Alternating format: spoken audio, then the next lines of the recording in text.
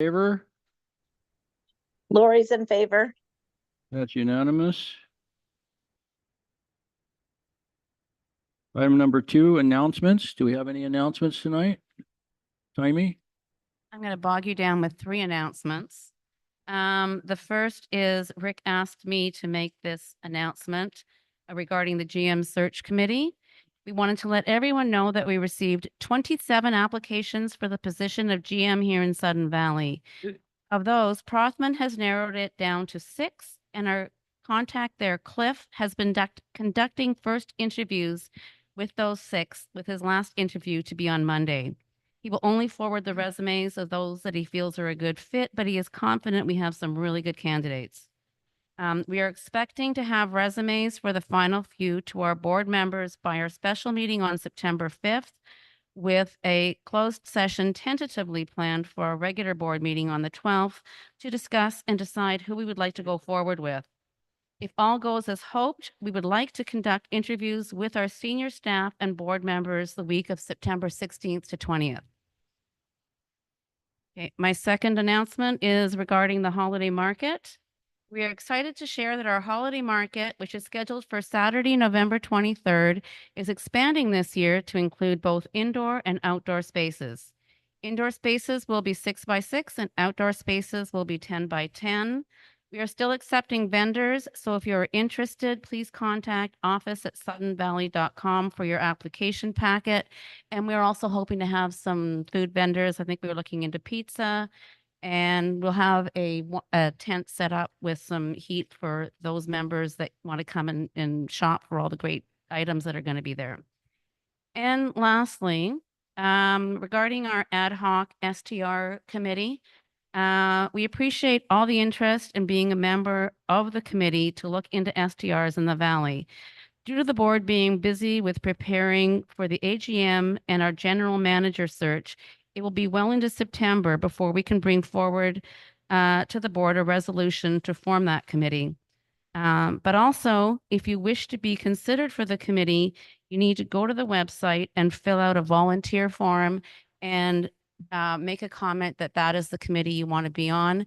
But this committee is going to be a little bit different in that we want to make sure that we have an equal number of people, pro and con, because if we're going to have a real proper discussion, we need to have both sides represented. That's it. Thank you, Timey. Any additional announcements? Okay, hearing none. Going to move on to item number 3 is property owner comments. Do we have any property owners who'd like to make comments tonight? Okay, hearing none, we'll move on. Nice try. Good evening, Nancy. Nancy Allianat, or Sandalwood Circle. And it is a mistake to think this year's wet slip fee increase is a deterrent to filling the wet slips. And I have 2.5 minutes to explain why. In spite of the fees, the slips are full.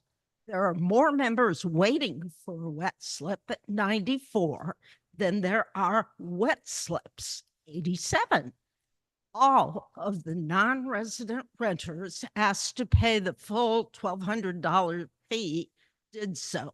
This supports the fee increase, not a fee reduction. We do not know how many wet slips were released this year. First, it was 13 slips to fill, followed by, it took us 6 weeks to fill those because we only had 6 slips. This statement does not make sense. The delay in the rental payments is due in part to the collection process. If the wet slip rental fee notice is sent out in February, why wait until May 10th, 3 months later, for a response? Make payments due earlier so you can start looking for replacements you might need sooner. The order of members on a wait list is not a right of first refusal contract. Those wanting wet slips have a responsibility to be aware of their place in line. Contacting waitlisters one at a time, waiting a week for each response slows the renewal process, although it does not take extra staff time. The marina is expensive to maintain, but less than 3% of the membership can use it. Wet slip rentals are subsidized by the other 97%. The story has been in Sudden Valley that Sudden Valley needs more non-dues income. If you want to rent a wet slip on Lake Whatcom, there is no alternative to Sudden Valley's wet slips. That makes the Marina wet slip a perfect place to look for that non-dues income. I'm out. Thank you, Nancy. Thank you. For 3 minutes. Anyone else?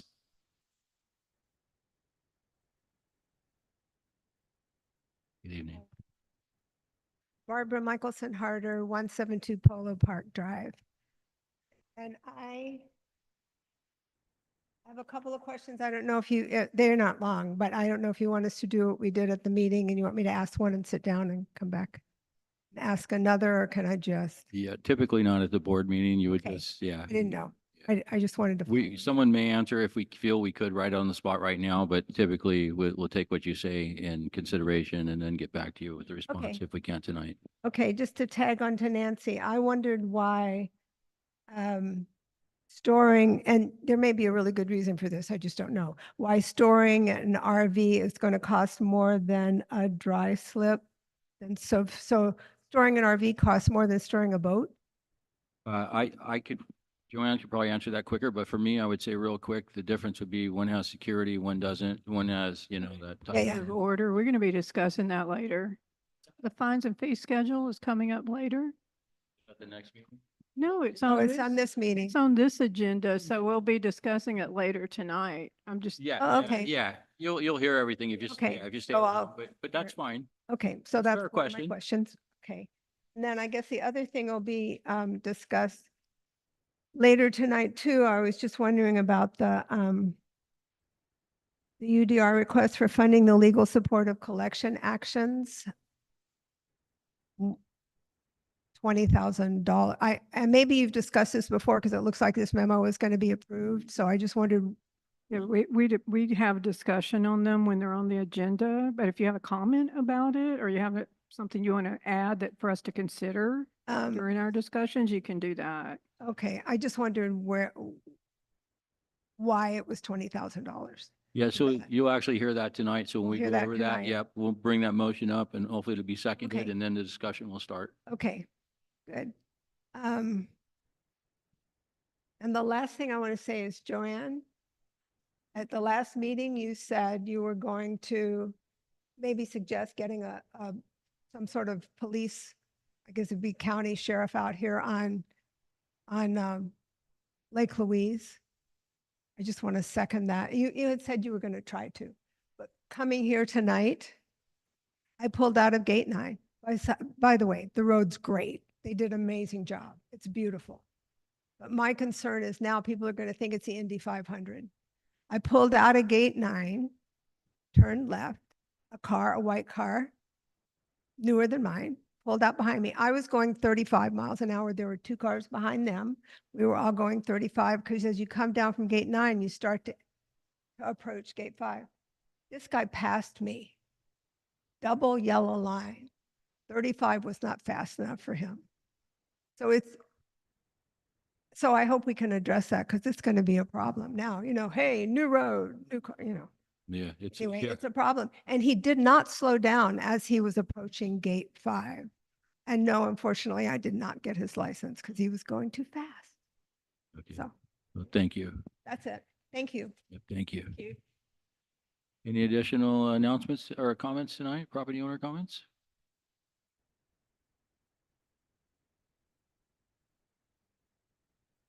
Good evening. My name is Ian Rubenfeld, 14 Maple Court. In February of this year, a gentleman by the name of Michael DeVolio stood at this podium, and he advised this board and members of this board to recuse themselves from a vote they were going to take. A vote to vote themselves a financial benefit on a unique interest that is not common to other members of this association. And that unique interest are the wet slips and the marina repair and the funding mechanism for that. The wet slip owners on this board are Keith McLean, the president, Jaime Vandepolder, vice president, Lori Robinson, treasurer, and Ray Meador. At that vote, Michael DeVolio urged you to recuse yourself based on the SVCA bylaws and Ukiah. They both agree you must recuse yourselves. You did not. Why? The time for recusal has come and gone, and now it is time for you to resign. But I know you won't. I'm not foolish. I know how this works. You're going to hang on tooth and nail until this community makes you resign. And so now my plea is to the other members of Sudden Valley. Please get involved. This is your community, not their community. This is our community. Go to a meeting, volunteer, make your voice heard, let your thoughts be known. The only way this changes is if you get involved. Please do that. This is a corporation. If you're watching this, then you must be a member of this corporation or you have an interest in it in some way, shape, or form. So please get involved. Corporations are an American creation. They are, whether we like it or not, an instrument of democracy. And democracy means you have to make your voice heard or else other people will be making decisions for you and your family and your wallet. So the filing deadline for candidates is in less than 2 weeks. It's on the day after Labor Day at 4:30 p.m. Please put your name into the hat. Please get involved, volunteer, do something, come to a board meeting and just pay attention. But if we want anything to change, you must get involved. So please do so. I urge you so for the health and safety of our community. Thank you. Thank you. Any additional comments tonight?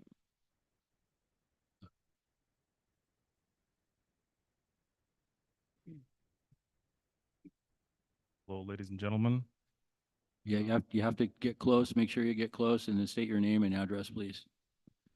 Hello, ladies and gentlemen. My name is Edward Dinch. I live at 81 Cascade Lane, in Gate 3, and I'm here about the project on 41 Maple Court. That's a house that I'm currently building as a part-time builder. Recently I had a extension approved. This was my first construction extension. I began the project last year, and when I began the project, the fees and fine schedule was not what it is right now. And so from my understanding, the first extension was free. Yesterday, I got a letter saying that I owe $5,000. This was unexpected. This was not how I was planning and budgeting. Usually, things like this should be discussed, and before they take place, usually you get some kind of a notice. The county does that. The government does that. But over here, I got hit with this extension 2 months or 3 months after the new fees took place. And I just think that it is unethical and straight up evil. $5,000 is not pocket change. I work full time. 5,000 is about a month of work for me, and from 0 to 5,000, that's a huge change. It seems as if not much thought was put into this decision, and I hope you guys reconsider. This is not right. This is not how you treat your community members. I've been a member of this community for many years, and I never had this issue before with the community or with the county. So I'm not sure who's making decisions and how these decisions are being made, but they affect people greatly, and not much thought is being put into this. Obviously, lack of disclosure. This should have been discussed when the project began. Every project has a budget and has deadlines, and I was hoping to use this free extension and complete the project with quality. Now I gotta compromise here and there to make sure, uh, you know, everything gets done. I think this is unfair, and I think we should definitely do something about this. This is not right. Thank you. Thank you. I appreciate your time. So didn't we put a mechanism, wasn't there a mechanism put in there that he could appeal those fines since there's a possibility of unintended consequences with that new fee? The item is not on the agenda for discussion. If directors have questions, they can ask them in email. I'll be happy to respond. Yeah, but I was asking it for the community and for the member that was speaking, and this is a board meeting, so I'm asking you as general manager a simple question. Did we or did we not put a mechanism in there that would allow this person to appeal that since he's building the property? And then because we learned almost immediately the next day that there were unintended consequences from us voting for those fees that took effect immediately. It was putting a burden on these people. And so I'm asking, what was the outcome of that? Fees are not able to be appealed. Fines are able to be appealed. Fees are set by the board, and they're triggered by the delivery of a good or a service. The extension has a cost. That cost came into play.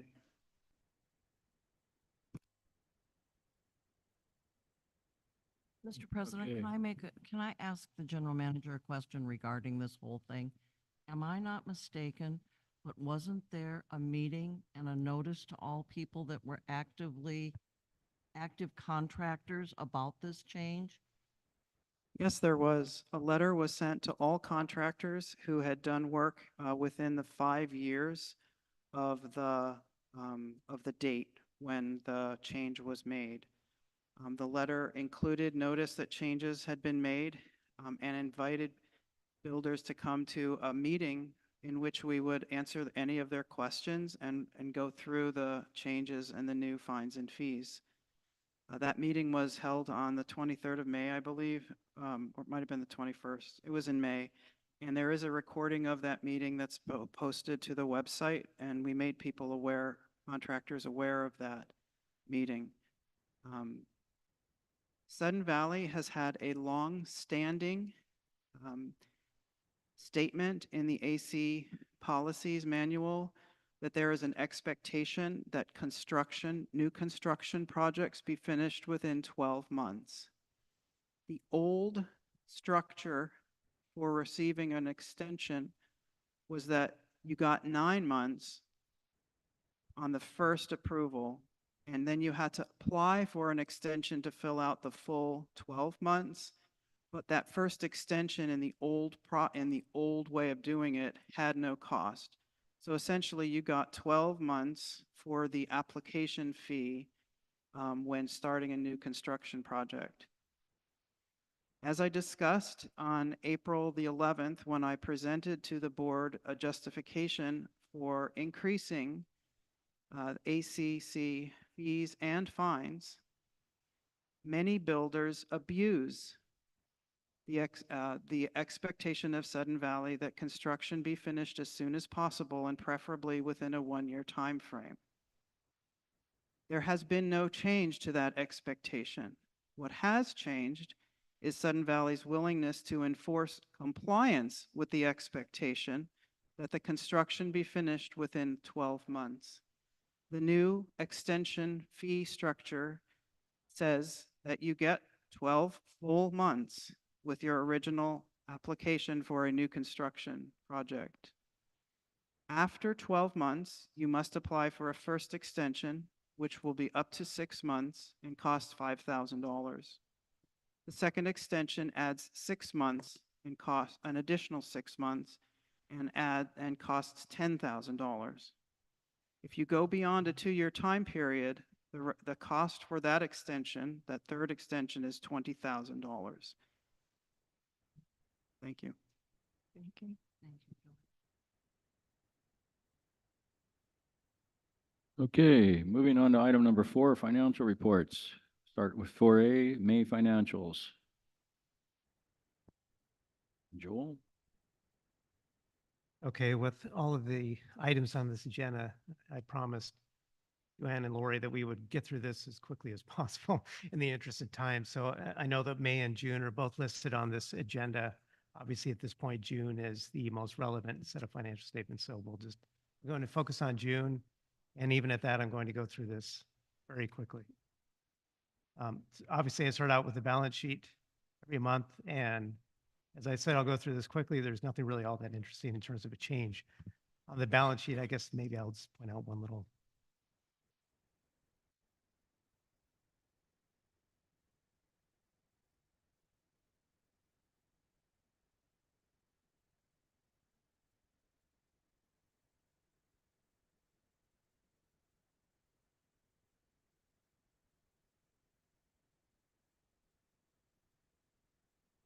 Standard prepaid expenses, this is really the only thing worth pointing out. You'll see that it's gone from, at the end of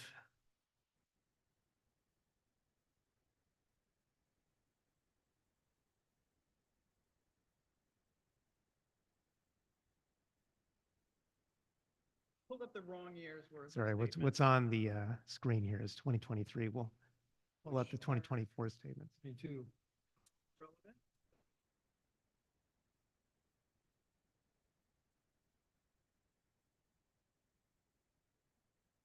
Or I could do the June 2023, then month by month, we could work up the June 2024 statement. They're named exactly the same except this is 2020.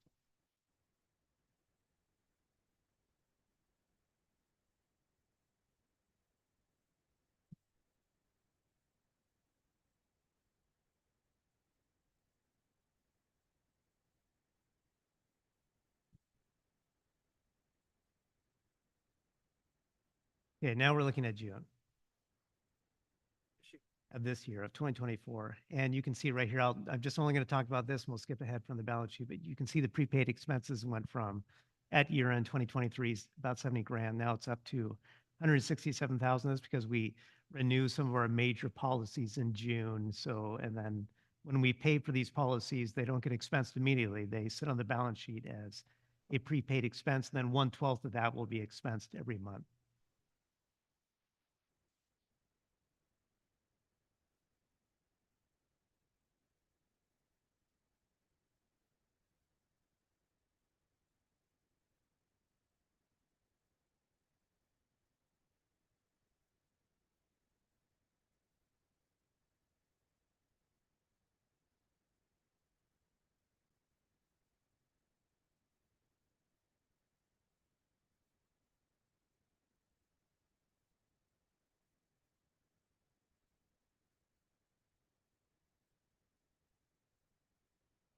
Okay, now skipping ahead to the income statement, and we'll just focus on this column right here.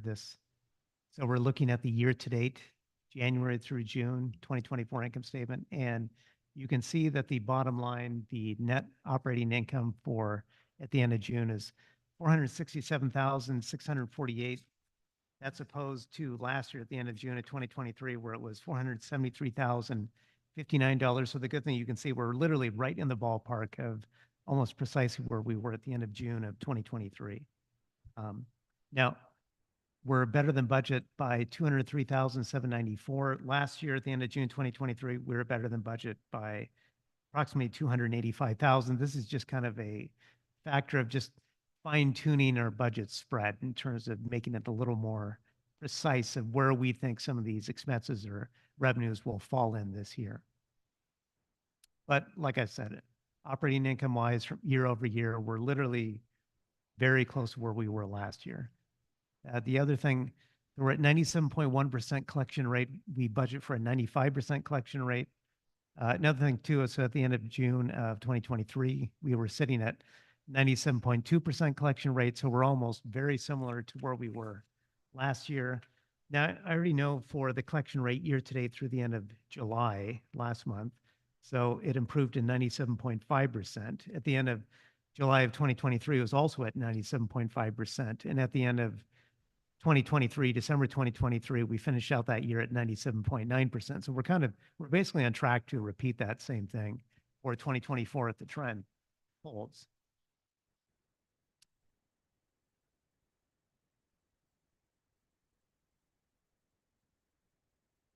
Okay, so skipping ahead now to the reserve cash balance sheet.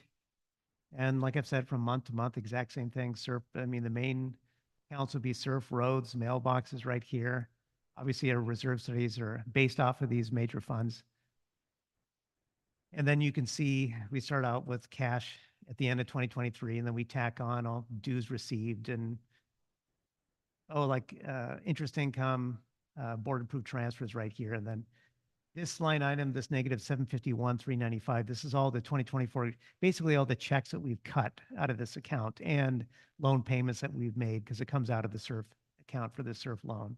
And then down below here, we have the 6-month outlook for the remainder of the year based on a 95% collection rate. So you can see that the budget is 642,208. That's according to the actual 95% collection rate budget for the remainder of the year, July through December.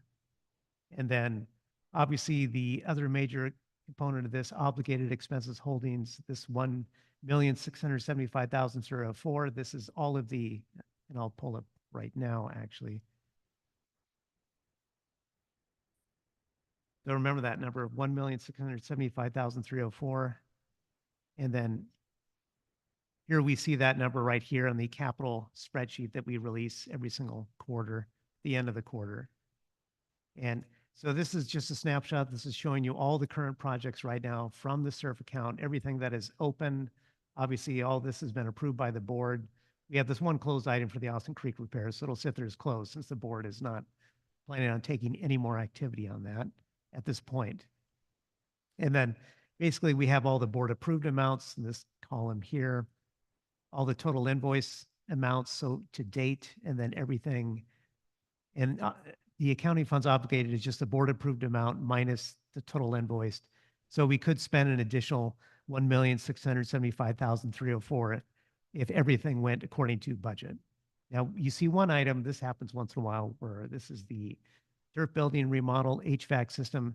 So this actually finished out at $17 over budget, and then is a good, I mean, it's a good thing that it's on here because then I can say, what happens to that? I'll take this and I will charge it to the operating department for turf. So their operations takes that little hit. Either that or they come back and do a change order for $17, which they're not going to do. So we'll go back here again, exact same drill for roads. You can see the obligated amount for roads is 1,185,512. Then if I go back here, now we're looking at the roads capital project report, all the open amounts. You can see that 1 million right here, 1,185,512. And all these open amounts, all the board approved amounts, total invoice, counting funds obligated, leftover amount that we could spend to spend these to budget, which, you know, for the most part happens. Sometimes they come out a little under.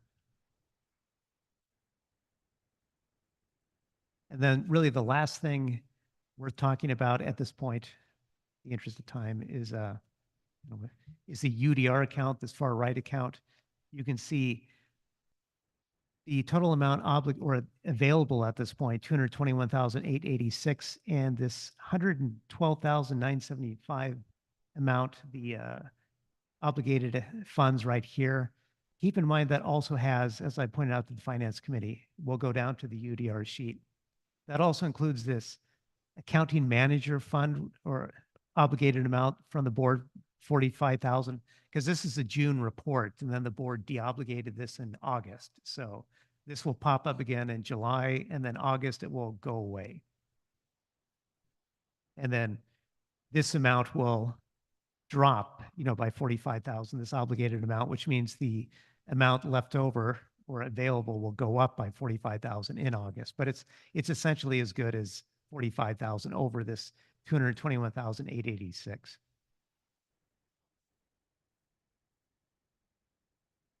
Now the next 2 pages, we're going to skip ahead from this page, but this is just keep in mind, this is the current month only for the month of June, June 1 through June 30th. Going to go to the next page, which is the exact same format layout. This is the year to date, January 1, 2024 through June 30, 2024. And this is, as I pointed out, from month to month. It's just showing you the operating net income. There's that 467,648. But now you can see it on a departmental level breakdown, what department contributed to what for that. And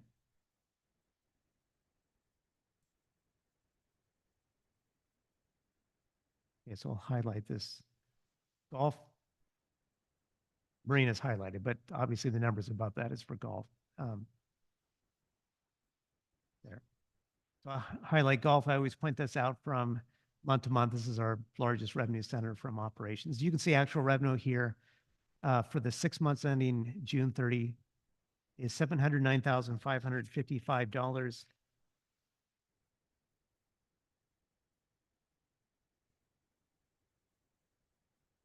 So at the end of June of 2023, it was 690,061. So revenue wise, is tracking about 19,500 rounded, more than what they did last year. So, and last year was obviously golf's best year to date in 2023, which is better than 2022 and 2021 and so on and so forth. So the revenue for golf is on a good trend to keep, to be more than the year before that at this point.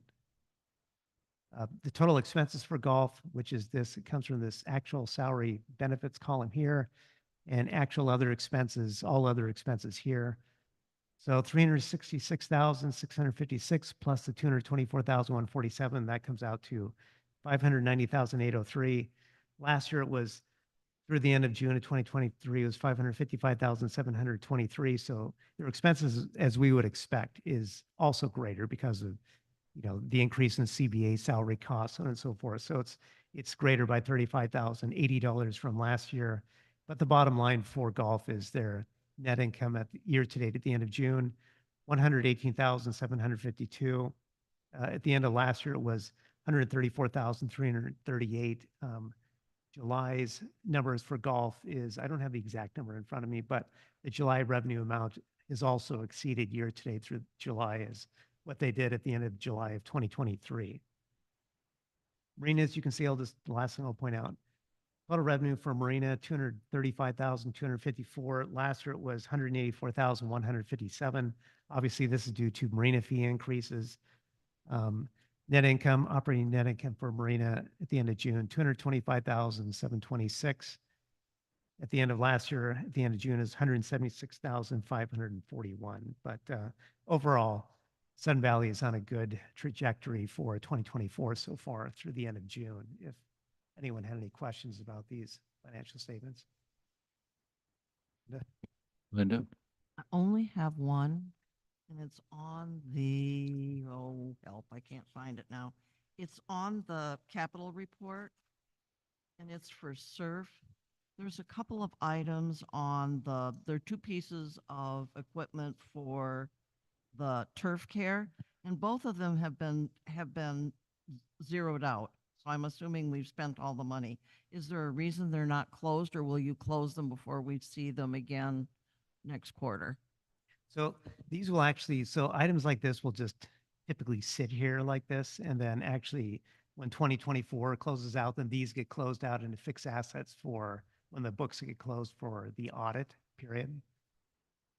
But for now, I guess maybe in a sense, it's informational from the standpoint that you can see the projects that were approved. So you can still see that they were approved, February 2024. And fully expensed. Expended everything. That's why I wondered why they weren't. Yeah. But these will, so when we close the books for 2024, these sorts of things get closed out to fix assets. And then they get depreciated starting back to when they actually cut the checks and all these things. When everything was, so let's just say, I forgot exactly what month all of this was actually purchased, but whatever month it was purchased, that's when it'll start being depreciated from that time forward. Okay, just as long as it is, because if you don't close them out till the end of the year, it looks like as of June, they were closed out. Yeah, I mean, like if you look at it just like this, but yeah, when we go to close it, it will always be closed when the project was completed. So in this case, when they're just asset purchases like this, it'll be when they actually purchased it, when the check got cut, when it got into the GL. So let's just assume this happened in March, and we'll just, for the sake of argument. Gotcha. If this happened in March, then it'll be closed out as of March. And the journal entries will get backdated into March, and it gets closed out to fixed assets as of March of 2024. And it'll start picking up depreciation in March and then forward. Okay, thank you. Yeah. The only question I had. Sonia? So I have a question. When are we voting on the budget? Because Tommy mentioned a special board meeting on September 5th. So are we voting on the budget at the next regular board meeting? We're going to be voting on the 5th. It's the meeting that's out of context because we need to meet state law and our bylaws. And we need to have, especially state law, that's why we have it. And that's when we will adopt the 2025 budget. So shouldn't we, the reason for holding the town hall meeting a little early was to allow community input. And also the finance committee had not met and had discussion prior to our last board meeting. And so now, prior to the budget presentation to the board. And so I'm just wondering, like, when are we going to discuss this? Because there's some items that need to be dealt with that are on there. Like, for instance, the trail system study was just removed. It was removed, and the board voted and approved that trail system study. So, and yet, Actually, they did not. We That was- did vote That for was not that. obligated. Because I remember that board meeting, and because I remember it was like literally on the cusp of being, voted on, and then it was, I can't remember the exact reason, but it was tabled basically at that point. Linda? I've gone back and listened to that meeting because of your question. Mm. And we discussed it, and it was supposed to be a third advisory vote.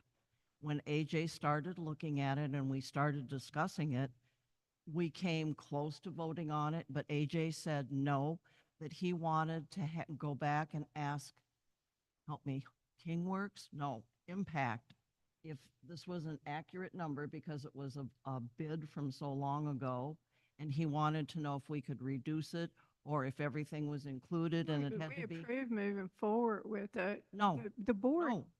Go listen to just go, I don't want to argue with you, just go listen to the meeting.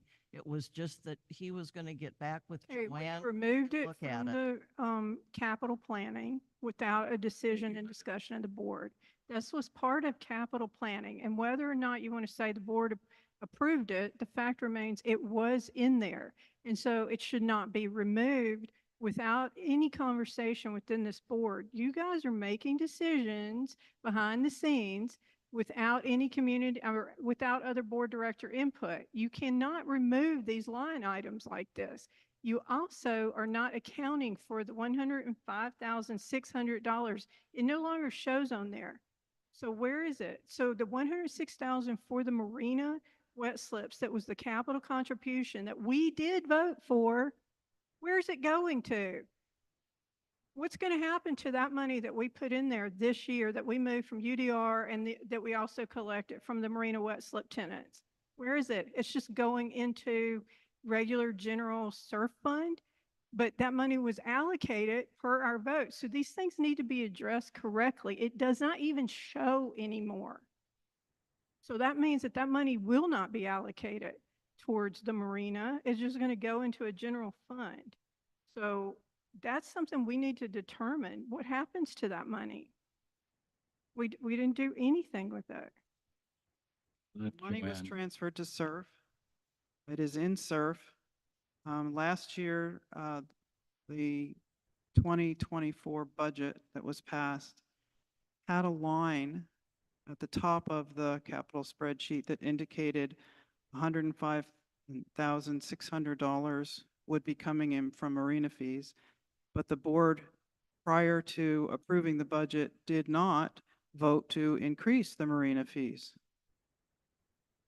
So a line was included in last year's budget that was theoretical. It was not never covered or funded by a vote of the board at that time to actually increase the fees. But we took in real money. We moved real money. The money that we took in went into operations as is appropriate for a use fee. At the beginning of this year, there was a vote to move 105,600, I believe, from operations to capital, and that move was made. No, but the line item is Linda, missing. maybe. So it's Linda- not, okay, I Linda, know, let but me- I'm asking Joel a question and nobody will let him answer the question. So I'm asking, how is the 105,600 accounted for? Because now if it's removed off of there the way it is for next year's budget, where is that 105? Because it's not designated to the marina wet slip docks, right? Not, it just goes into the general fund Yeah, or I mean, the it's, SUR. it's budgeted in Marina. And I mean, we'll just put aside the fact that it was half as much, literally, as what was budgeted for, for the fees. But now if the decision is made that that has to go to operations, that it can't go to SURF, in a sense, like, I guess you could think about it, makes anyone feel any better, from like a theoretical standpoint. Let's assume the budget is already at zero. We've already zeroed out the budget, and then someone says, oh, we can only put this to operations. Then that amount that goes to operations would be an amount less that we would need in operations to zero it out operations. So therefore we could actually shift some of the dues increase away from operations to SURF in that case. Right, but we voted to move money from UDR to make that up. I'm just pointing out that those funds are no longer designated based on if we don't make some type of resolution or something, there's nothing to say that those funds actually will go towards the marina dock wet slips. It is all theoretical at this point. It just goes into a pool of money. Yeah, I mean, The vote was to move the money from operations to SURF. That was done. If the board would like to take some other action, a motion would need to be made. That's, we followed the direction of the board in moving the funds. I don't know what else to You say. understand what So, I'm saying, right? Yeah, I'll be quite honest. This was an issue I actually shared with you early on, and that was one of the reasons I had a problem with that advisory vote going out. To me, it was ill-prepared and shouldn't have went out. And I was asked earlier, oh, I should have recused myself. I did not recuse myself on that vote because recusing means I wouldn't have been able to speak about it. And I felt my argument was fair and valid. It was a twofold argument. One was with you. How do we earmark that money? Like if we're going to tap 87 people or 86 people for that, how are we going to be able to keep that aside for the marina, for those wet slip dock replacements? So I had an issue with that, and I did share that with you early on. And then the second part of it is I wanted my argument, if you heard, I felt that the price that we were going to ask for the wet slips was going to be exorbitant, was too much. And it wasn't a fee reduction. We actually had the largest fee increase, I think, in Sudden Valley history by increasing it $600 on top of the fee that we already pay. So I felt that was fair, and I didn't want to see us lose business at the wet slips. So I listened to Joanne and the execs, and I thought it was a good idea that we see how that business plan worked out this year. And see what the turnover rate was going to be. So, we're kind of figuring out, we had 2 times or almost 3 times the turnover rate in wet slips. We've, done a lot of progress, but I do share your concern. How are we going to earmark that money for wet slip replacement? Well, that's why we pay the attorney, number one. Secondly, that's not the way you actually, there's a cost for doing operating that amenity. And that's how we determine, like even Port of Bellingham ensures that their marinas are self-supporting via their fees, their wet slips, their dry storage, et cetera. So you don't just go, well, we think this. We have no data. We've seen no data on any of this. This is all, again, anecdotal that we're hearing, well, this.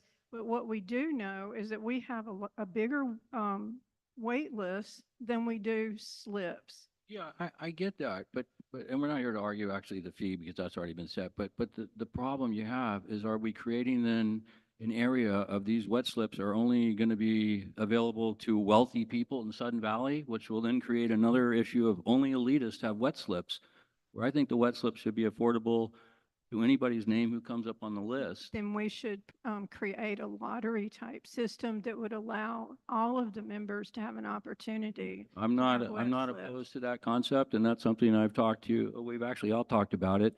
The only issue that we saw with that currently was that certain boats can only fit in certain places in our current configuration of wet slip, the way, way they're designed. And so that would create a problem if, say, your name got picked in a lottery and yes, you get a wet slip, but my boat won't fit in it. Then what happens? So we are trying to figure out a way how we could kind of do that. We thought about maybe alternating or, we got to come up with something. I agree. Right. But So, that still doesn't answer the question of how we earmark the money for the. right. So wet I slips. do think that, that money, when we moved it, because that was the only reason we touched UDR was to ensure that we did that capital contribution. So I think that we need to make some effort to allocate those funds where they were meant to go. Actually, by the way, that came from the surplus, not UDR. Oh, the surplus, sorry. Yeah, you're right. Sorry about that. And once again, too, like, hopefully this example sounds easier to understand, but let's just say for the sake of argument that the budgets are done. They're all set, everything's zeroed out. We have exactly what we need. And ops has a 7% increase, SURF has a 7% increase. And then after the fact, then there's a marina fee for $100 and that's it, $100 total, and then we want this to go to SURF. And then the word comes out, well, we can't put it to SURF, we have to put it to operations because it's a fee. Well, then now operations has $100 too much. Well, then I'll tell you what I do is theoretically what happens is, okay, then the operations won't get a 7% increase. It'll get a slightly less than that because it doesn't need $100 to zero out. And then I'm going to take SURF and increase that just a little bit more than the 7 to make $100 more of dues go to SURF. See what I mean? So it's like it's kind of an end. It's like it achieves the same thing, like mathematically. Yeah, but if, I'm just saying that we need to actually focus on putting something together that actually states all of that, right? If this is what we're trying to do and what's the goal we're trying to achieve, then we need to actually say that. Because I don't believe I'm the only person that made that vote that thought that money was just going to go into SURF general fund, right? It was really earmarked for the marina wet slip docks. And if we're for whatever reason don't replace those docks, then we as a board need to determine where is that $105,000 going to go, right? Or otherwise it just gets used on. No, I agree. Like I've said that. What if we get to a point where we're 5 months or 5 years into this and we have several $100,000 saved up for the wet slip replacements and all of a sudden something else comes up and the board says, hey, this money's sitting there, let's use it to put a new roof on whatever. Yeah. So And there goes that money and then the 87 people you've taxed heavily, I guess, for doing that are out. And Linda, you wanted to add something? If I could ask the finance director, we have a line in SURF that says board approved transfers. Yeah. Can we just put a little dash and put marina in there? Then everybody knows that money is just for the marina. It's just one line item. I understand that it is, but if we grow it, there's nothing that keeps us from, if we have an overage in a financial year in ops, to actually vote to transfer money into that particular line item. But if it definitely says board approved transfers dash marina, Yeah. then we know it's for the marina. If it suddenly disappears or gets lower, then you're going, oh, wait a minute, where's the money going? Yeah. And you're looking at it then. It's just, I think that if we proceed the way we're doing now, which is what our reserve specialist has indicated to us, by 2% and 3% increases in our SURF contributions, we'll be there. Yeah, and the reserve study course on that current funding is 3% per year. But yeah, this board approved transfer, I'll just say marina. There you go. Yeah. Bingo. Yes. Good. Yeah. Thank you. Thank Thank you, you. Joel. I appreciate your time. And actually, and another thing too, real quick, so like in prior years, the dues increases that we had to do, like the 7%, and once rec special assessment expired.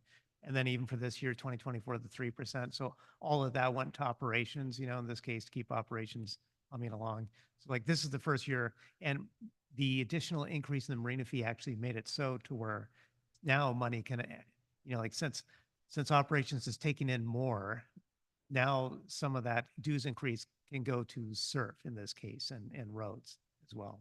Otherwise, operations wouldn't have zeroed out at that point. Thank you. Do we need to check? Is that something you do without a vote of the board? But Just make that. yeah, I'll just do oh, it. okay. Like in July, you'll see it. I'll do that. Okay. Thank you. Thank you. Okay, moving on to item number 5, continuing business. I'd like to point out that many of the items in continuing business tonight have already been reviewed and previewed by us and by the legal counsel, and the changes have been made. So hopefully you've all had a time to look at them a little bit. So I'll turn this over to Joanne, and we'll go on to 5, review and approval of the proposed ACC policy revisions. The purpose of this memo is to request approval of proposed revisions to ACC policies. On April 25th, the board was asked to approve proposed changes to the AC policies. At that time, the board determined that they needed more time to consider the changes and asked to postpone a vote until the attorney's comments were available. Attorney comments were shared with the board on May 23rd, along with a plan for soliciting community input as recommended. No substantive changes have been made to the policies that were presented in April. The ACC chair, the full ACC committee, the ACC inspector, the ACC administrative support specialist, the maintenance and facilities manager, and myself, the general manager, have all reviewed the proposed changes. We feel confident that these changes will improve the quality of the document as a reference for homeowners and builders, and will also help to better protect the unique environment of Sudden Valley. The following attachments were made available with this memo. First, a revised copy of the AC policies document with all edits identified using the track changes function. Second, a table listing each section, whether it was revised, and the reason or the description of the revision. 3, a PowerPoint presentation that shared the motivation behind the substantive changes. And 4, this is new, a summary by topic of the questions and comments shared by members at the AC community meeting that was held on June 18th. Additionally, the ACC and staff have completed the following activities that were described in the May 23rd memo as proposed actions toward approval. We held a community meeting in June to present the proposed changes and elicit feedback from members. The 4 substantive changes that we reviewed are including driveways in the lot coverage calculation, increasing the side setbacks from 5 feet on each side to a total of 15 feet overall, reducing the maximum allowed driveway slope from 25% to 20%, and requiring measures to ensure that the driveway remains clear of ice above a 15% slope, requiring homeowners to maintain their driveway culverts instead of the association. We also clarified the definitions given for keyways, ADUs, modular homes, and manufactured homes, as was recommended by our lawyer. So at this time, I request that the board adopt a resolution to approve the revised AC policies. That was also recommended by our lawyer and was reviewed by him before presentation to the board.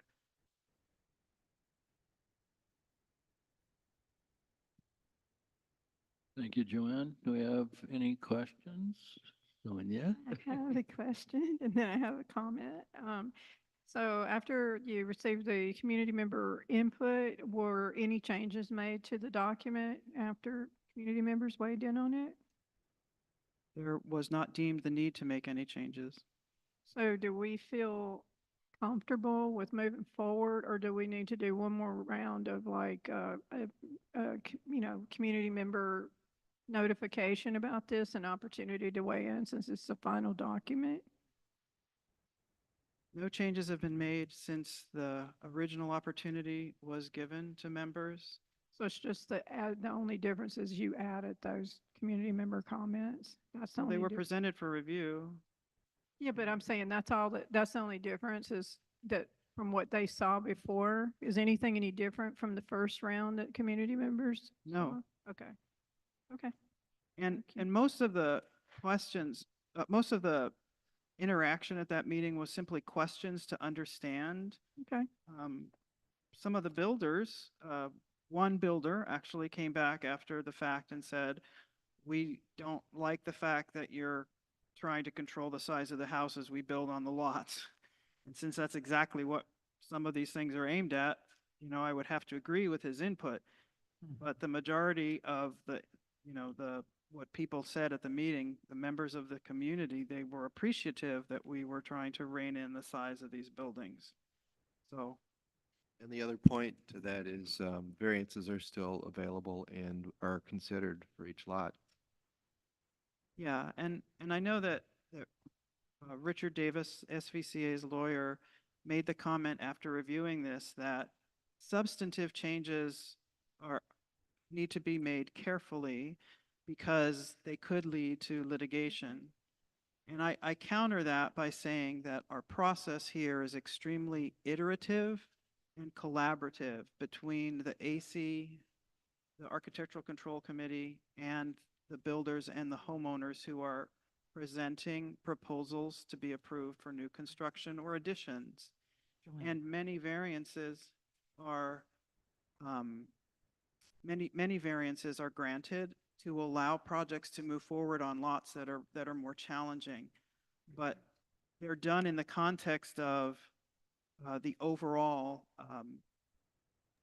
vision and purpose of the Architectural Control Committee, which is to preserve the unique environment of Sudden Valley. And so the committee has to weigh everything very carefully, and by making the restrictions a little bit more stringent, we send the message up front. So we have fewer battles to fight when we're actually in the process. We don't start with 5% over maximum lot coverage and then have to whittle it back. So I think the intent of these changes is to send the message that we do want to preserve our unique environment, and while we are willing to work with you, there is some teeth here. But anyway, because of our process, it's unlikely that we would ever get into a situation where we absolutely say, no, this won't work, or there is litigation. Can I just add one more? It's just a comment, and you probably already planned to do this, but can we just make sure that I think that we get it into the next, like the next views, like put those notifications in there and give the link to the website so that we're just kind of following up. They can't say they didn't see it or didn't know about it, and leading up to it taking effect January 1st. Yeah, there will absolutely be a continued communication plan, even though we take all these steps.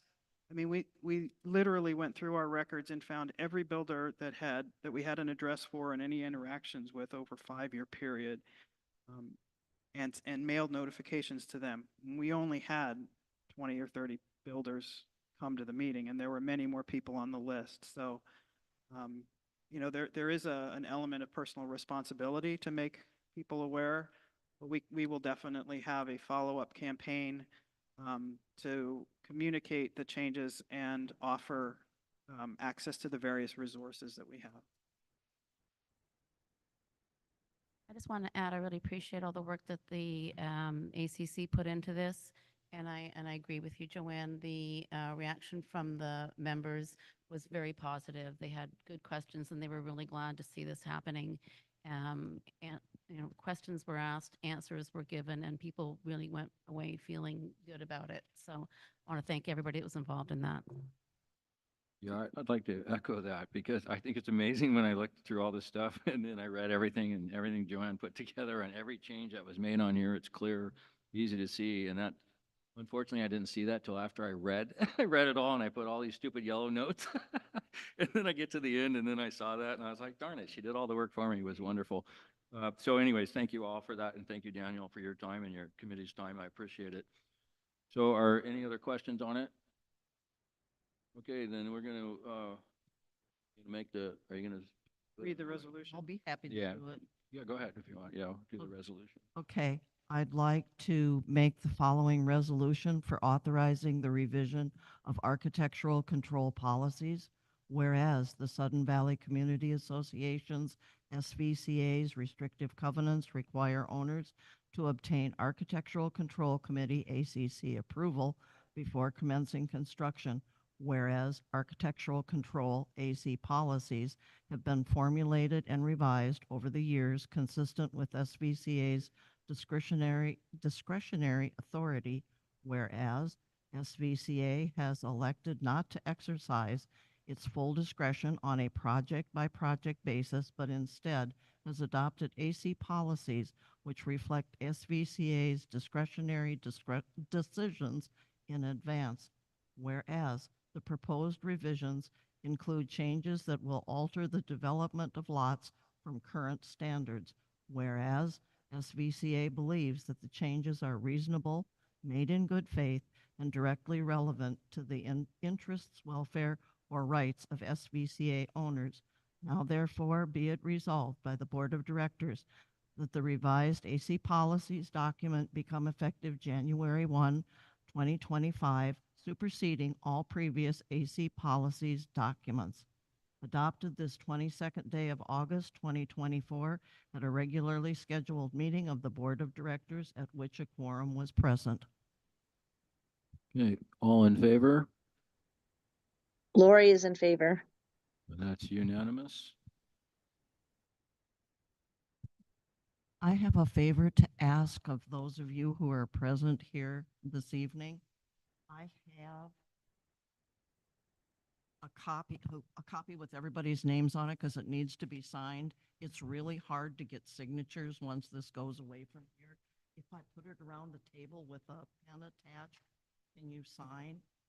We'll at least have a Are we passing around the resolution for signature? Thank you, Linda. I'd like to thank the board for supporting the efforts to improve our policies. It's been a lot of work and a lot of consideration and a lot of meetings, but I appreciate the support that you are showing for that. Pleasure. Thank you. Okay, yeah, and I'll get to it in a second. All right, very good. Moving on to item 5B, which is request for approval for the easement documents. Again, we've already approved the easements. These are the contracts only we wanted brought back for our review prior to Joanne approving those. So, Joanne? Yes, so the purpose of this memo is to request approval for executing the easement agreement granting 20 Sweet Clover Circle permission to cross SVCA park space with sanitary sewer and stormwater lines. The board approved the proposed easement for 20 Sweet Clover Circle on August the 8th, but asked for an opportunity to review the proposed agreement before granting permission to the GM to execute it. The document was prepared, reviewed by legal counsel, and I presented it for your review. So at this time, I request that the Board of Directors direct me, the General Manager, to execute the attached easement agreement on behalf of the association. Thank you, Joanne. So the motion is move that the Board of Directors direct the General Manager to execute the proposed easement agreement for 20 Sweet Clover Circle on behalf of the association. Second. Thank you, Taimi. Questions? All right, hearing none, we'll take a vote. All in favor? Lori's in favor. Sonia? No, I'm opposed to us running stormwater across Sudden Valley green space. So you're So I voted against it Against last it, time, okay. so I'm just going to vote no on the easements as well. right, that passes majority. Thank you. Moving on to item number 2 of 5B2 would be 8 Thunder Peak. Joanne? Yes, the purpose of this memo is to request approval for executing the easement agreement granting 8 Thunder Peak Way permission to cross SVCA park space with a sanitary sewer line. The board approved the proposed easement for 8 Thunder Peak Way on August 8th, but asked for an opportunity to review the proposed agreement before granting permission to the GM to execute it. At this time, I prepared the agreement, the lawyers reviewed it, and I presented it for your review. So I request that the Board of Directors direct me, the General Manager, to execute the attached easement agreement on behalf of the association.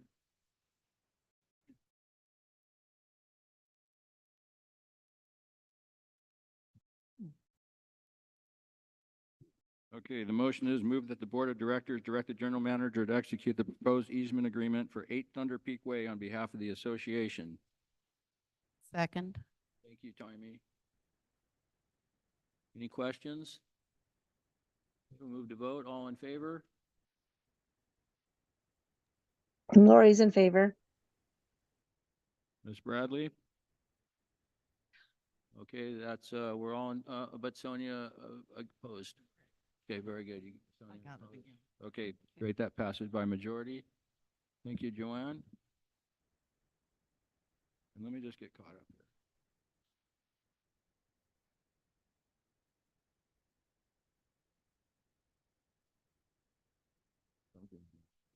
Oh, that's right. We're back and forth on both double-sided. Of us that voted. You're looking for. I have to get, I'm just moving, everything's double-sided, so I have to, here we go. We just did this one. Oh, no. Here we go. All right, moving on to item number 6, new business. Review and approve proposed 2025 fee and fine schedule. And I know Lori has some comment on this as well, so I'll give it to Joanne I first. do. Can you all hear me? Yes. Yes, really well. Okay, We'll have Joanne go first, and then we'll have you. absolutely. Okay. The purpose of this memo is to request approval for proposed changes to the 2025 fines and fees schedule. Proposed revisions to the fines and fees schedule for 2025 are detailed in the attached table. Rows highlighted in yellow are planned to be deleted. Rows highlighted in green include a change or perhaps an addition to the schedule. The Finance Committee reviewed and modified these proposed changes. So at this time, I ask the Board of Directors approve those proposed revisions to the fines and fees schedule. Okay, the motion is to move that the Board of Directors approve the 2025 revision to the fines and fees schedule. Get a second? Second. Thank you, Linda. Okay, questions? Did Lori, Lori, did you want to go say? first? I'm sorry, thank you. Yeah, we went through them line by line in the Finance Committee. I don't know how we want to do it today. If people have specific questions on why changes are recommended by the Finance Committee and recommended by administration, or how do you all want to look at it? You're talking about you changed the storage fees and then the wait list fees? Yeah, if you want to give the information, that would be great. Sure, I can go through the list and just let you know how we made the determinations. So Joanne first. Joanne and I'm assuming probably Joel went through and had some recommended changes. We agreed with the majority of the changes, but I'll just go through it real quickly. The notary fee was, we thought that 15 and 25 is the actual going rate of most notaries. So we recommend $15 for members and $25 for non-members. That's an increase from 7 and 10. Also, the maps, we agreed with Joanne's recommendation that we take it up to $20, so doubling it, and that's due to the rising cost of materials and labor to create those maps. For the gate posters, those were all deleted as they are not being used.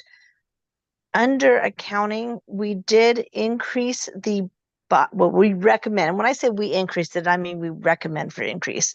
The buyer's transfer fee, it has not gone up in years, and the administrative costs to initiate that buyer's transfer fee and the printing of new coupons and everything has gone up. So we recommended that increase from 125 to 150. The next was the administrative fines. Those did go up about $50 on the first two and $500 on the second one. There was no changes to the duplex or failure to provide owner increases. So for the RV storage, it was originally recommended to go up to 1,200. This was, there was a long discussion if you want to read the listen to the finance committee meeting. But as a committee, the number that seemed to not only feel right, but that could financially be right for our members was to increase the dry storage to $750 a year, and that is $187.50 a quarter. And it would not be open to non-members as we have a waiting list. We're also, so that we have actual people who want a space and are ready to take a space on the waiting list, we would like to put in a $50 waitlist fee. That waitlist fee would go towards their first month's rent. And moving down, there was no changes to the slip fees. There were changes to the launch cards.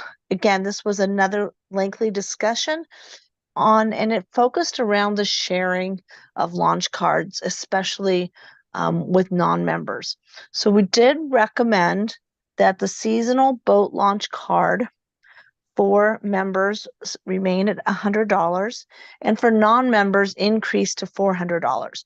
We would then be getting rid of duplicate cards. So they would get one card and it would be $400. And some of this, you say, oh, we're going to get less. So we'd be bringing in about the same amount of revenue with less usage of our ramp. And moving down also in regards to that is the waiting list fee for wet slips and dry slips. Similar to the RV storage in Area Z, we would like to implement a $100 waitlist fee for wet slips and a $50 fee for dry slips. Moving down here, I'm working on a very small computer here. The violations for using the boat launch without a pass has increased. And then the next into facilities rentals. This is a 3-hour-long meeting, most of it spent on this fee schedule. So after a lot of discussion and comparing rental rates in the city and county to similar rental areas, and to make it easier on our staff who are having to determine rates and everything, we just went with a straight a small meeting room rental would be $30 an hour for 2 hours for a member and $35 for a non-member. Is that $30 with a 2-hour minimum, Joanne? Correct. Yes. Okay. So $30 an hour with a 2-hour minimum for members. Others are like that, but on this particular line, they get 2 hours for 2 30. hours for 30. Okay. And then we are also with the picnic shelters, making it very streamlined and easy. For the picnic shelters, there's $20 an hour for members, $40 an hour for non-members, and a daily rental rate will go to $200 for members and $400 for non-members.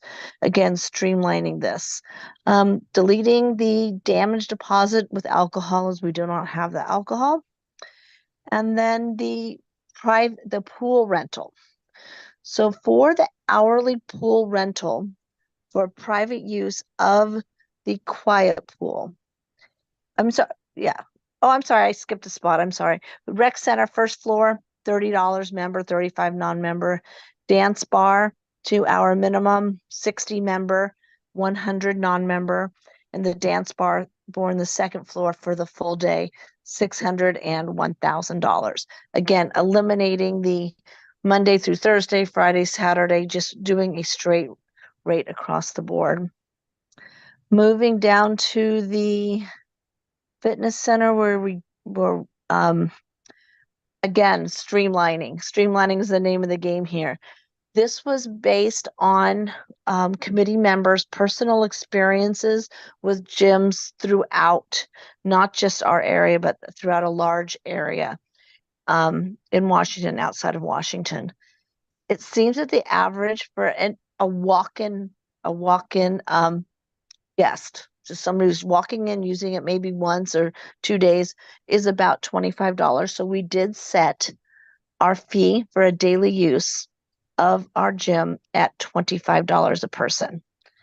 We then did monthly membership, and a monthly membership per person is $35. Again, keeping in line with the other gyms in the area. So again, that really streamlined that. Moving on to pools. Again, another lengthy conversation. So there's been a lot of talk about our pools and reservations. I'm going to hit the quiet pool first because that seems to be the easiest. It is available only to members. Doing a study of private pool rentals of this size in the area, it seemed that the $200 for a 2-hour session was in line with what they would go if they rented a private pool anywhere else. Now the main pool is non-exclusive use. So a reservation gives you access to chairs, designated chairs and tables, as well as admission to the pool. That we are increasing for non-members. We're increasing non-members to $250. What this equates to basically is the $10 admission per person. And when they pay for the full 25 people, they're going to get use of the exclusive use of some chairs and the pool. So we did increase that. We also put a limit on when it could be used to cause the least amount of inconvenience to our members. And you can see that's all written there on when it could be used, when it can be reserved. We also streamlined the main pool fees for members, member guests and renters. That's not people who live here, but if you have somebody staying at your house or they're coming in from outside of Sudden Valley, it's $10. You pay $10, you're into the pool. You can also buy a monthly pass. This is where there is a difference in the ages, and the only place where there's a difference in the ages. And this is mainly because of swim lessons. So a monthly pass is $50 for a child under the age of 18, and for adults, it is $75 for a month. We did not discuss golf. So the golf is done by golf pros. We didn't even discuss those fines and fees. We also did not discuss any of the ACC fines and fees. And I think that is it. We did not discuss any violations, but we did agree they need to be kept in the fines and fee schedules. So that is a very quick summary of the 3-hour-long discussion by the Finance Committee in regards to the fees and fine schedule. Thank you, Lori. I appreciate that. Any other questions? Sonia, we had her hand up first. Are we gonna do it the same way? We're just gonna go down each one of them. Comment. I only have a question about one. Well, go ahead. 'Cause Okay. All right, we'll go with Linda first. All the discussion that we had this year about STRs and the fact that if you have a long-term lease, which is in the bylaws, it's supposed to be recorded. I didn't see anything in here. I think somebody said something, there was $10 a day. I can't find that in there, and I think we should change it, that if you come across someone that has failed to register as they're supposed to, it needs to be a hefty fine. You know, you want to have $10 a day beyond that, but I think that just $10 a day is not going to encourage anybody to register their tenant. So Linda, it's the last 2 lines on the second page Last 2 lines. in the first category. And Joanne, you can certainly correct me, but if say somebody has an ADU, and so that would be a duplex or excessive occupancy, it's $25 per day until it's corrected. That's right. And same with the failure to provide owner or tenant information, it's $10 per day until it's corrected. So if they go a year without correcting the failure to provide owner, it would be $3,600. Yeah, I think there should be an initial fee because how do you tell, I was gonna say, so you catch this person or a person who's renting, how do you know how many days it's been? You know, that they're just gonna tell us. That's why I'd like to say fine going forward, but I'd like to see a really stiffer fine, like $100 or $200 or even more if they have failed to do that. And then if you want to add the $10 a day, be my guest. But I think that to just say $10 a day, it's like they pay you $10 and walk away and they're grinning all the way to the bank. Yeah, so our policy around fines has been that we first notify someone that there is a violation. We make them aware, we educate them, and then we give them a period of time to take corrective action. If they fail to take that corrective action, then the original fine is levied, and we begin calculating any daily fees if they pertain to the particular violation that has been noted. There are a couple of exceptions, and those exceptions are related to activities that are sort of one and done. So, and we warn people about this in the views and in the e-blast when we get into the summer and there's a burn ban. But if we find you setting off fireworks, there's no warning. You simply get the fine.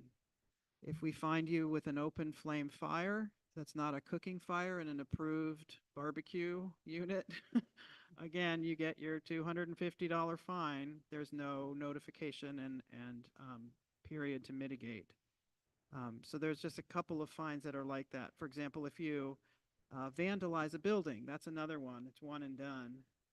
If you're caught vandalizing a building, you're fined and you pay to repair it. There is no warning, oh, you shouldn't vandalize our buildings. Don't do it again. So you can sort of use that rule of thumb for how the fines are applied. There are many people who are ignorant of or unaware of the requirement to share renters' information with Sudden Valley. So setting up a large punitive fine may discourage them from coming forward to say, I have a rental property and I'd like to register my renter with you. This gives us the ability to find scofflaws. Many of the neighbors are starting to send us notices that, oh, there's an Airbnb on my property. Oh, this person has 3 rental units in their house. And they're helping us to identify these things. So I think that daily is, at this time, adequate. Many people might feel differently, but that was my reasoning going into it. I still feel it should, that initially there should be that steeper fine.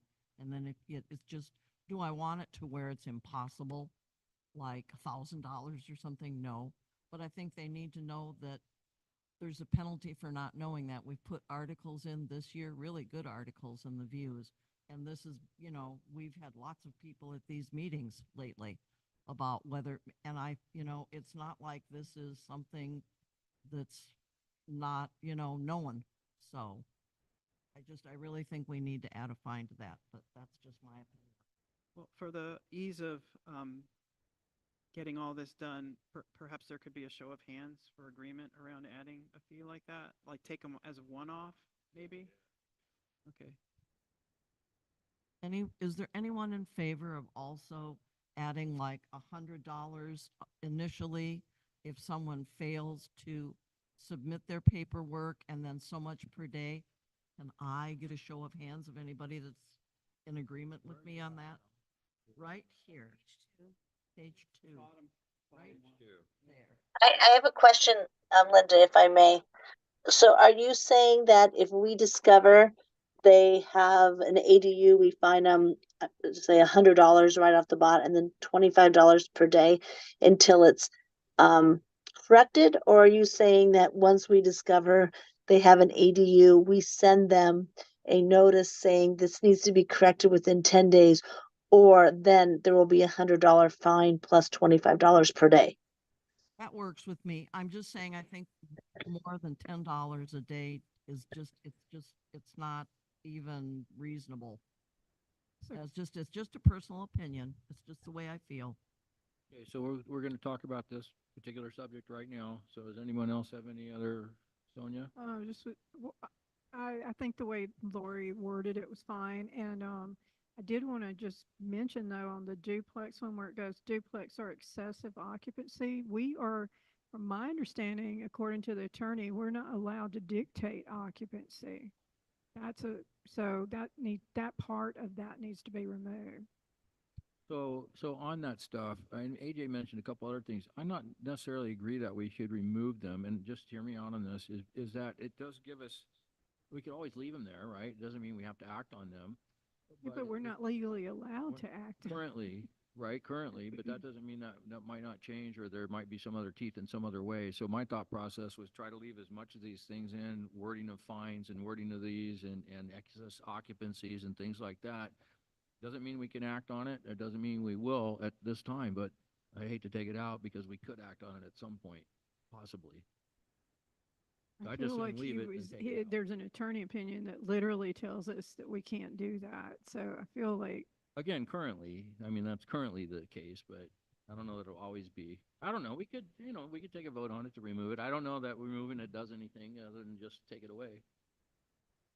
Well, granted, you can't have a duplex in here. That part of it you could leave. It's just not the or excessive occupancy. And I looked into that with the STRs, and that's absolutely correct. You can't, state law says, nope, can't do that. But we should have some control because we have parking issues and we have particular issues. I agree the with you. HOA. I agree with you. I'm waiting for Whatcom County. Yeah, me too. I'm- Fingers crossed. Just to be clear on that last one, are we doing failure to provide owner or tenant information, $10 a day plus initial $100 fine? Yes. That'll satisfy? What was We're been showing proposed. hands. Can you guys vote? But it will follow this, it will follow the current procedure of notification with a period to correct their action before the fine is implemented. As always. That's always. Yeah.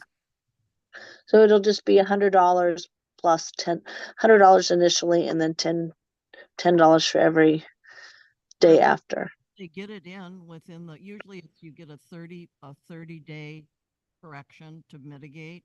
And if they do it, come in, sign it, do the whole thing, then we've got it taken care of. But if they don't, it's going to be, look, sorry. Linda, you want to make that motion? I'd like to make a motion to adjust the fees and fine schedule for failure to provide owner or tenant information from just $10 per day to be $10 per day and an additional $100 fine. Second. All in favor of the revision? Lori's in favor. That It's unanimous, in favor. Okay, that's unanimous. Okay, that's taken care of. That's the only one I. Ray? We ever implemented these fees before at the lower rate? I didn't hear. Have we ever, Has anybody Okay. received a violation for these previously? Has anyone received a violation? Is that what yeah, have we done it in the past ever? They have in the past. Not in my tenure. I don't know if it was applied before. I threatened to apply it for a duplex earlier this year. Well, which then just in came into compliance. general, a lot of these, we used to get fines for this. It hasn't been in the last few years, which is great that we're looking at doing it again. But we always used to know that if you didn't comply, the officer would come and let you know you had a fine. Interesting. Okay, Sonia? Well, so going back to the excessive occupancy thing, Yeah. so I understand the concern. I don't like all the traffic either. It seems to me that we need to remove we can say duplex and remove or excessive occupancy can always be added back in if the law changes or something like that. But we can regulate the fact that people can't park in the street. Like you can't have more vehicles you have to be in the driveway or too bad, right? So, I mean, that's the way to control some of that, I think. Why don't you go ahead and make your motion on that one then? We'll talk and then we can get a discussion going on it. So we'll just move to remove on the line duplex or excessive occupancy, just to remove the language or excessive occupancy. Okay, I'll second that. Okay, any discussion on that? Further discussion? Any questions or comments on it? Right, we'll go to vote. All in favor of removing the excessive occupancy out of where it says duplex or excessive occupancy, we'll remove excessive occupancy. That's a hard word to say all of a sudden. All in favor? Oops, I'm in favor. Okay. Yeah. Well, Or are you objecting? I'm Oh, not objecting, no, I'm no. abstaining. You're gonna abstain. Yeah. I just had one question about the wait list, the fees for being on the wait list. If someone's already on the wait list, are they going to be grandfathered in, or if they want to remain on the wait list, they have to now pay the fee? I'm not sure that that's clear.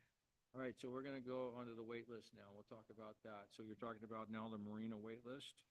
The wet It's slip? RV storage RV and storage and marina. marina. Just Oh, was RV. wondering, is it retroactive, or is it just new people that come on the list?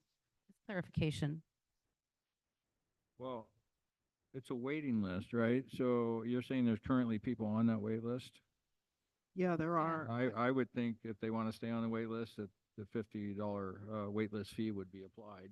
That's just my opinion. These rates aren't gonna go in effect until January 2025.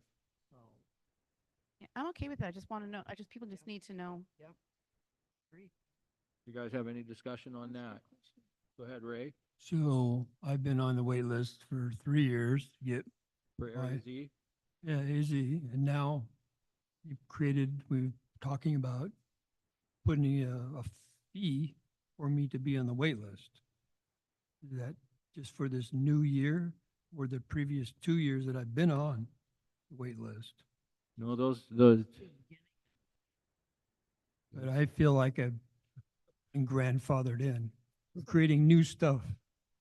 yeah, I think the idea is, for me, I wasn't so sure about, the wait. Let's say for new people on the list, but I don't know. I just like, yeah, we're getting, That's, I think, a fair question, but I still think that anybody that wants to remain on the wait list should have to pay a fee to stay on the wait list. And part of the reason for me wanting a wait list was really for the marina wait list thing. I wasn't thinking about Area Z because some of the people on there were just like fictitious, right? They didn't even own a boat yet, but they were on a wait list and they were waiting to get a call. So if they had a wet slip, then they would go get a boat. I mean, things like that. So my idea was if we charge them a fee, then they're going to be serious about wanting to be on that wait list, right?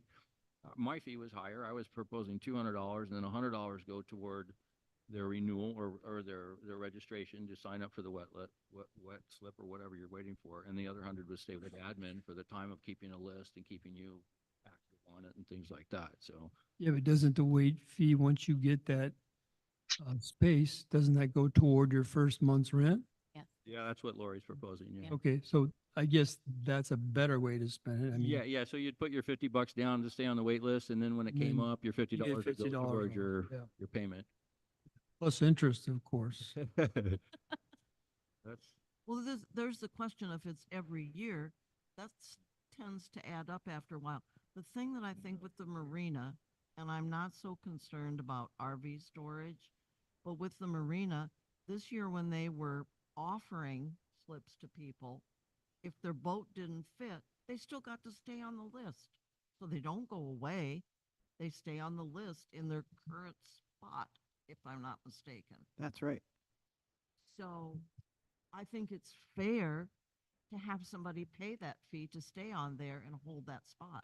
But it's not an annual fee. It's a one-time Just a fee. one-time? One-time fee. I apologize. So we should Yeah, it's a probably one-time. make sure it says Yeah, one-time one-time. fee. Time. it's a wait list fee. Yeah. Yeah. Sign up, put your name down. It's a one-time fee. Okay. Any other questions? One-time about fee wait needs list to be fee? specified. And then Okay, not on that line item. Nope. I do have something about the storage though. about which one? Well, I have something else. Well, wait, about the let's real storage, quick. but Are we can good do on that. on your question? No, Are we? it's fine. That was a good question. So we can just deal with the wait list and then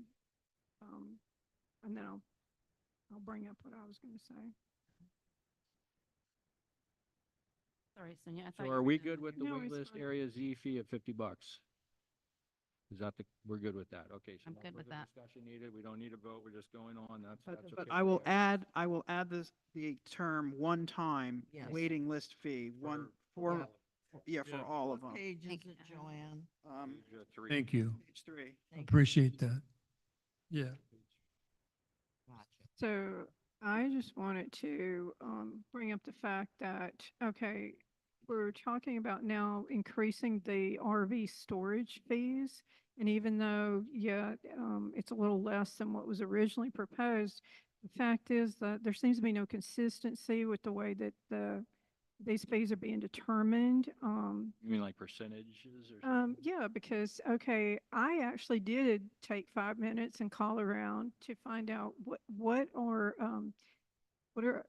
what are they charging for storage for boats and RVs? Everywhere that does outdoor storage charges exactly the same for RVs and boats. There is no difference. So if we're going to raise the RV storage, we should stay consistent and raise the storage for the dry slips, which then brings me around to the issue of the wet slip combos. Because one of the things that I heard at the, I watched the town hall meeting. Let's address your Well, other dry people- slip thing real quick. Okay. So, I agree with the logic that has been expressed so far. yes. The only consideration I would add to the general conversation is that the dry slips that we have at the marina are not secured. And that is a super high traffic area. And many people have experienced vandalism in the 2 years I've been here on their boats. So the RV storage that we have is secured. There's barbed wire at the top of the fence. There's key card access on the gate. And we're about to renew that fence. So instead of being temporary panels that are screwed together, it'll be a more secure area. So I feel like we can charge a market rate for RV storage because it's secured, but the dry slips are kind of a different story. And we still have 4 open dry slips, even though we have a supposed wait list. So I don't know what the meaning of the wait list is for dry slips at this point. We called literally everyone, and then we started calling people that we knew had boats, and we still have 4 open. So to address that, it was fascinating to me because you mentioned that the agreements are that anybody with a wet slip is supposed to have a trailer. Right. So that means the wet dry combo, I don't even know why we have wet dry combo separate from wet slips, because then we should just be charging one set rate that this is what you get, a wet slip and a dry dock fee. And then those people We with do have those that. We do have trailers, those people with those, We do have that. no, but it's actually, You that's get not the way you get a fee reduction for your dry slip. And I'll tell you why the logic behind that is. Again, it's just the logic. I'm not saying it's the only logic. Right, because Right. if we have a wait list, right, if we Right. have a wait list, with people with actual boats that are parking in their driveways, et cetera, we should be renting those dry slips to the people that actually want to park their boats down there and get the maximum amount of dollars for that.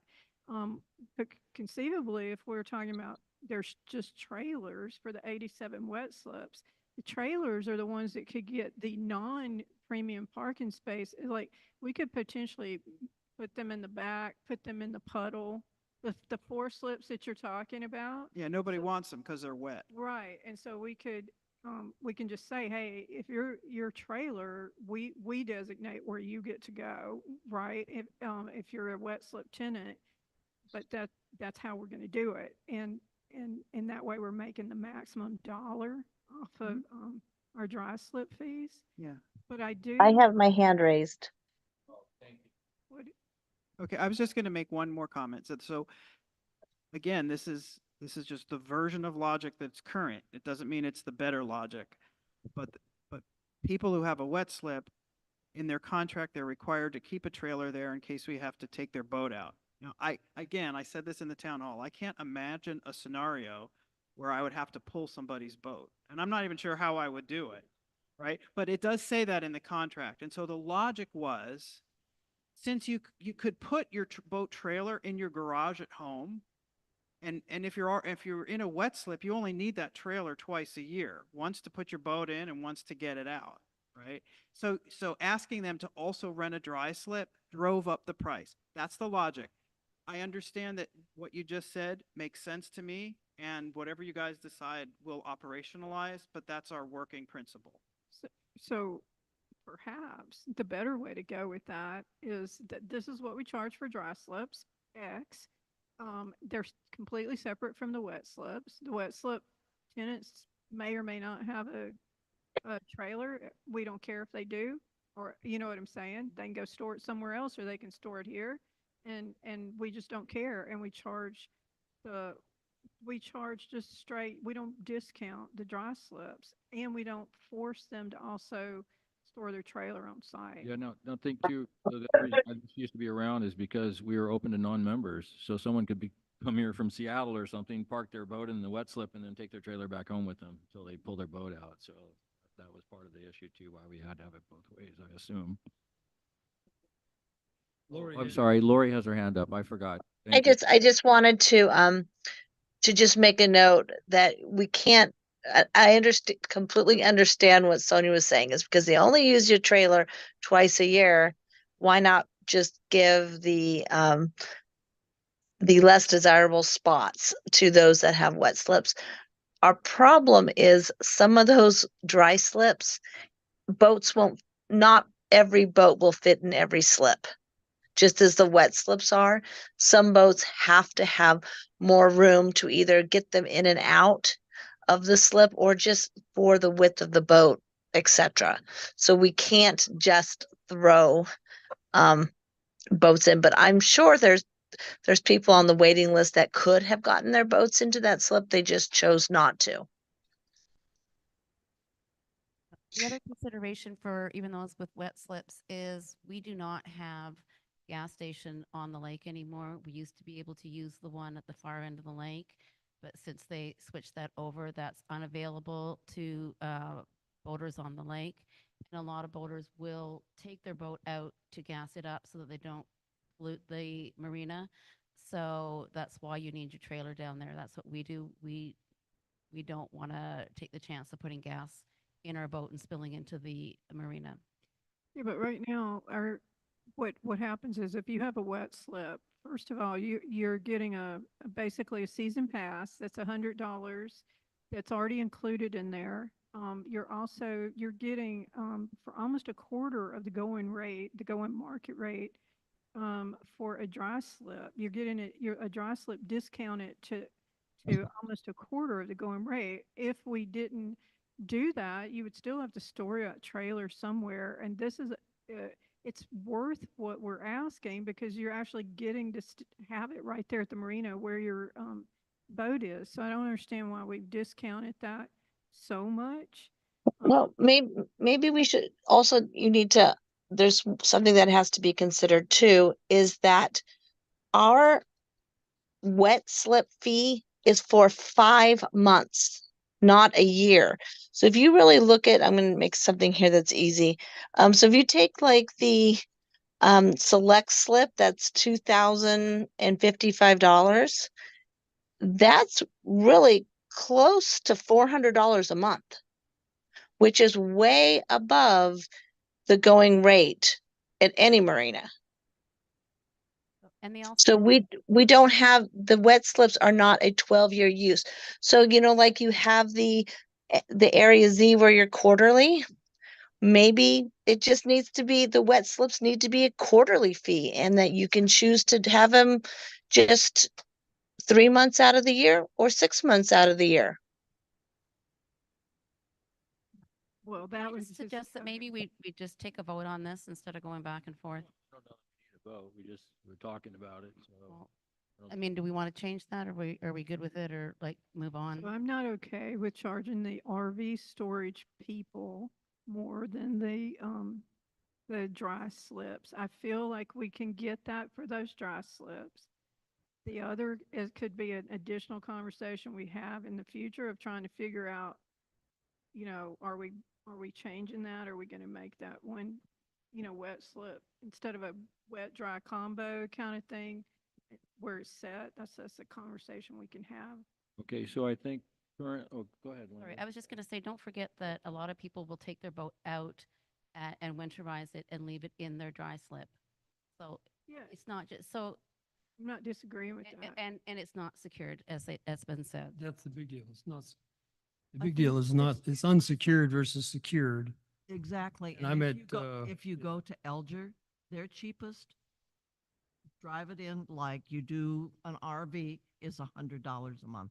Mhm. That's their fee. I've seen So cars, they're getting, leaving it here as a deal, and it's, I'm really looking forward, and I was so happy because we are increasing this, Right, that so, this work's gonna get done and they're gonna work. I think currently Joanne said there are 4 places in secured storage that, because we have the tentative fence, that once the real fence goes in, we're gonna be able to offer some of those places to people that currently we can't because of the way the extensions are.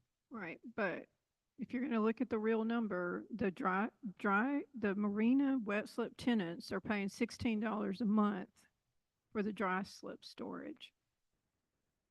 That's way $16?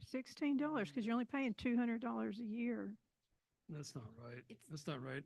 It's like 400. I got one of those 2055 ones. Well, let's, And the Union Marine was like 250 a month for me.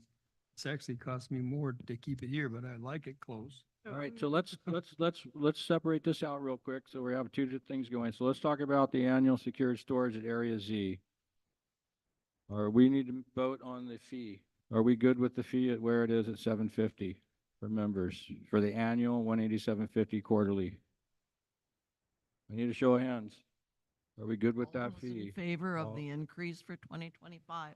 for Area? I'm in Z, favor of the increase to 750. for the secured storage at Area Z.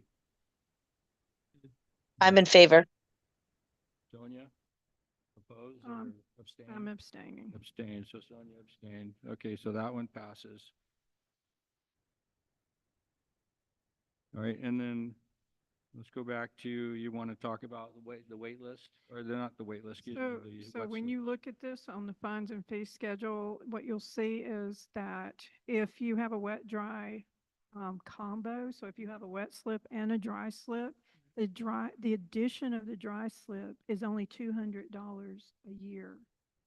So people with a wet slip are only paying $16 a month for that dry storage, which means we're losing that, that full amount that we would get otherwise.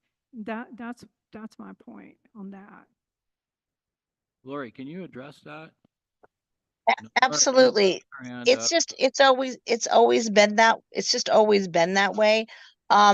We aren't going to have any non-members next year.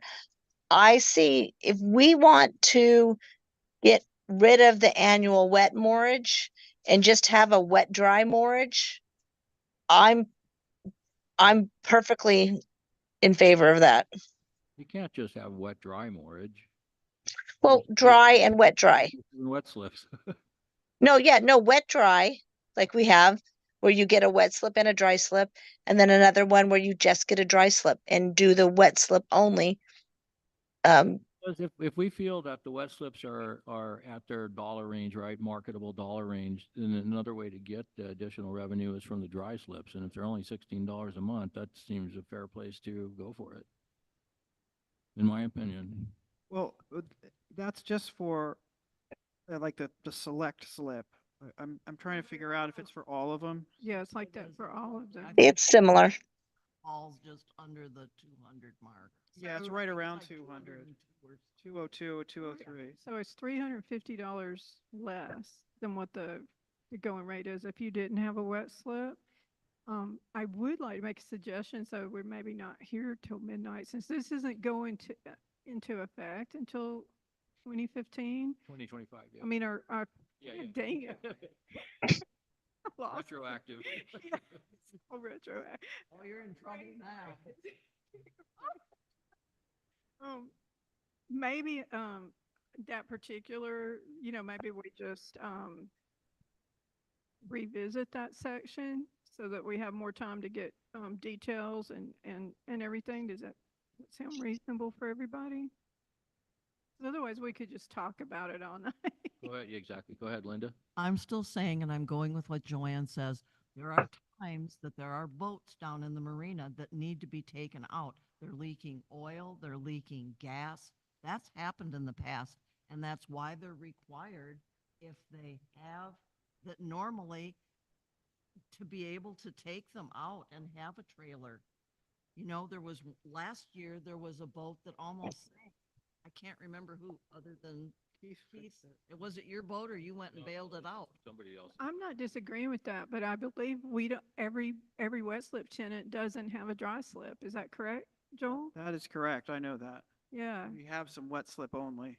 So I There's think very that's- few. There's But almost, it is very few because most it's like people what, want like the trailer 5 or there. 10, like most, no, not even that many. Yeah, so maybe what Lori suggested is accurate, is to delete the wet slip only, and then revisit the cost of the wet and dry. Mhm.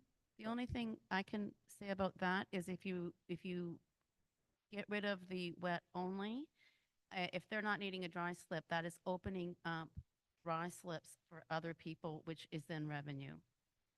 If we force them to have a dry slip as well, we're losing revenue. So you get more money from the dry. Right. In the current fee Yeah, structure. yeah. So those people that have a place for their trailer, they're allowing somebody else to use that dry slip, and we're making money on that. But we still have 4 empty slots, correct? So then we In dry storage, there's still 4, and they've been calling people going, but if Come we on move down. just those empty trailers over there, it'd open up four paying spots at They're not always 5:30. empty, and if boats are heavy, and if it's really bogged down and you're trying to move your boat, you're going to get stuck. That's why people don't want that. Right, but we're talking about the people that we know are probably only going to take them out a couple of times a year, like what Joanne was saying. Like potentially we can, I mean, that's But they sit for 7 months in the dry slip. That's the problem. They sit in that water is a Yeah, problem too. that's not good. I have seen some people raise them up, back them up, and try to put them up on blocks to get them out of the water, that pond area down there. It's a pain. All right, so we. What a better option might be to give a discount on those 4 slips. yeah. Yeah. All right, so are we currently going to move forward? Is that consensus as it is right now, but continue the discussion? Well, I And think if we also are going to have to change a document, like if it says they have to have a trailer, but we're basically given an option of them not having a trailer, the document will have to be changed. that's right. the rental It probably agreement, should be changed anyway. It's got some weird language in there. But that's a whole nother. So maybe that could, on Maybe the maybe, whole thing needs to be revamped. yeah, Okay, maybe. So So we So could, September is, the meetings in September, the first 2 are, the 5th and the 12th are very full. But I believe that there will be some room on the 26th second. or whatever it is. Something like that. Yeah, because 12 plus 14 is 26. So and that gives me enough time to do the math, pull a copy of the contract, give it to everybody to look at, and put some ideas down that have been discussed here, okay? Does that, I see nods, so we have. I'm good with consensus. that. And then Yeah, I think that's fine. if we've got any other comments or thoughts on it, we can just shoot them over. I think right? that'd be great, yeah. Okay. And then, I'm sorry, I'm gonna try to No, go ahead. get through it. So, okay. The other,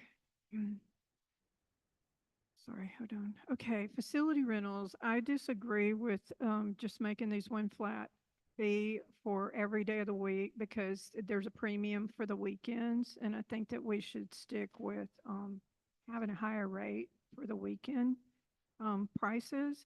The other thing was that it's deleting the damage fee for, alcohol. I could have sworn if they have the right permitting, we allow people to serve alcohol and everything. I've never seen it charged, though, in 2 years. That was, I just thought it was So sort of, shouldn't we charge it? I mean, we've had people rent where they had weddings outdoors with alcohol and everything. Shouldn't we have a more expensive or a higher damage deposit for that? I think we should, but I also know that we don't have staff to go around and check what's in people's coolers.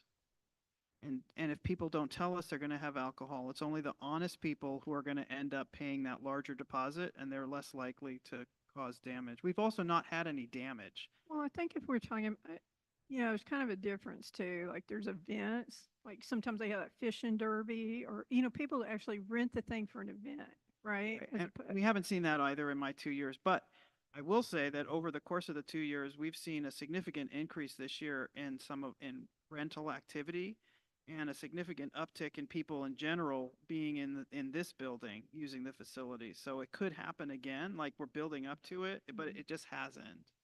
So I mean, if you want to leave that in, I don't have an objection to it, but since we haven't charged it and in the spirit of streamlining it, I identified it as a candidate for deletion. Stuart? Oh, that's loud. I was just gonna say, I think it would probably be more appropriate to have some sort of fee associated with drunken disorderly conduct while using our facilities than it is to put an additional fee for having alcohol. Here we have something. Do we have something like that? Well, and can we enforce it is, I guess, is the other thing. Yeah, with alcohol and without alcohol. Oh, and the other problem is what if it's a non-member that rented the facility? That the only way to get anything out of it would be that fee, that damage deposit. We can't fine a non-member. Point. Good point. We keep it. Yeah. Let's just keep it. Okay, so consensus, we're gonna take a vote on it. Take a vote to keep the damage deposit for the, With alcohol? Facility rentals Yeah. with alcohol. alcohol at event. All in favor of keeping that and not deleting it? We'll keep it in our fine schedule. Lori? Lori gone? I don't care. Sure, keep it in. Okay, that's unanimous. That's unanimous. Okay, so I have one more. I think I'll be done. Yep, no worries. Go Alright, ahead. Okay, so the other one has to do with, oh, wait, okay, the weekday and the weekend rental. Oh, yes. I Yeah. kind of have to agree with that too, because typically Friday, Saturday is our prime time, Friday, Saturday, Sunday even. And Lori, you must have had some thought on that. When do you, Well, yeah, go Um, ahead, Lori. yeah, we looked at a lot of things and just decided it would be easiest to streamline everything and just to get it done. Okay, We increased the fees in line with other facilities around town. all right, thank you. Joanne? Most of the rentals are on weekends anyway. And I mean, like 90%, not if not 100%. I don't see many midweek rentals. The other thing to know is that the current fee structure is almost impossible to apply because nobody wants to rent it before noon and then afternoon, like this half day thing. So everybody wants, well, we'll set up at 11:30 and then we'll be out by 4. So that's half a day, right? Except who's going to rent it at 6 o'clock to 10? You know what I mean? So the hourly makes more sense to me. Whatever the number is that you think is the right hourly rate, I'm kind of neutral on that. I don't have data to support any of these things. So talk about ad hoc. But I don't think we should continue to have a half day or a whole day. I think we should have an hourly. And if you want to impose a minimum like we do on the dance barn, I think that's reasonable. And the daily rate is just 10 hours if you look at it. So yeah, and what you did, or whoever did it, was that the 2 hour minimum price didn't change, right? It says $60, and that would apply to the weekend when previously for the weekend the 2 hour minimum was 105. So we're actually lowering, we're not increasing, we're we're lowering it. What we did increase was the daily rate, or what this proposal increases the daily rate, and it doubles that from 300 to 600. But in fact, if you're renting on the weekend, we're decreasing significantly the the hourly rate. Oops, you're right, 'cause it's 750 for non-members. So I would be okay with For which facility? so let's say that Which I'm looking at the facility, Sonia? dance barn. So I would be okay with doing just the one, if you know, like, rather than weekend and weekday, if that's what Joanne is recommending. But it definitely should not be lower than what we were charging. It shouldn't be lower than the 105. We increased the daily $75 over the weekend and 300 over the weekday. So I feel like we should do the same thing to the hourly, do something similar. Well, can you suggest a number? Like 30 and 300 for members?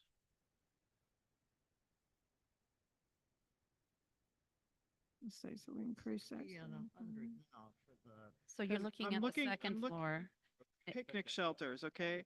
And Oh, in I the was looking at previous, the yeah, in the dance floor. previous The dance scheme. barn. Looking at the Yeah, I'm dance Yeah, sorry. we're I was looking at just something looking at else. the She's on dance barn. Oh, Yeah, I was really just looking at the dance barn. oh, I think we've moved on from picnic shelters.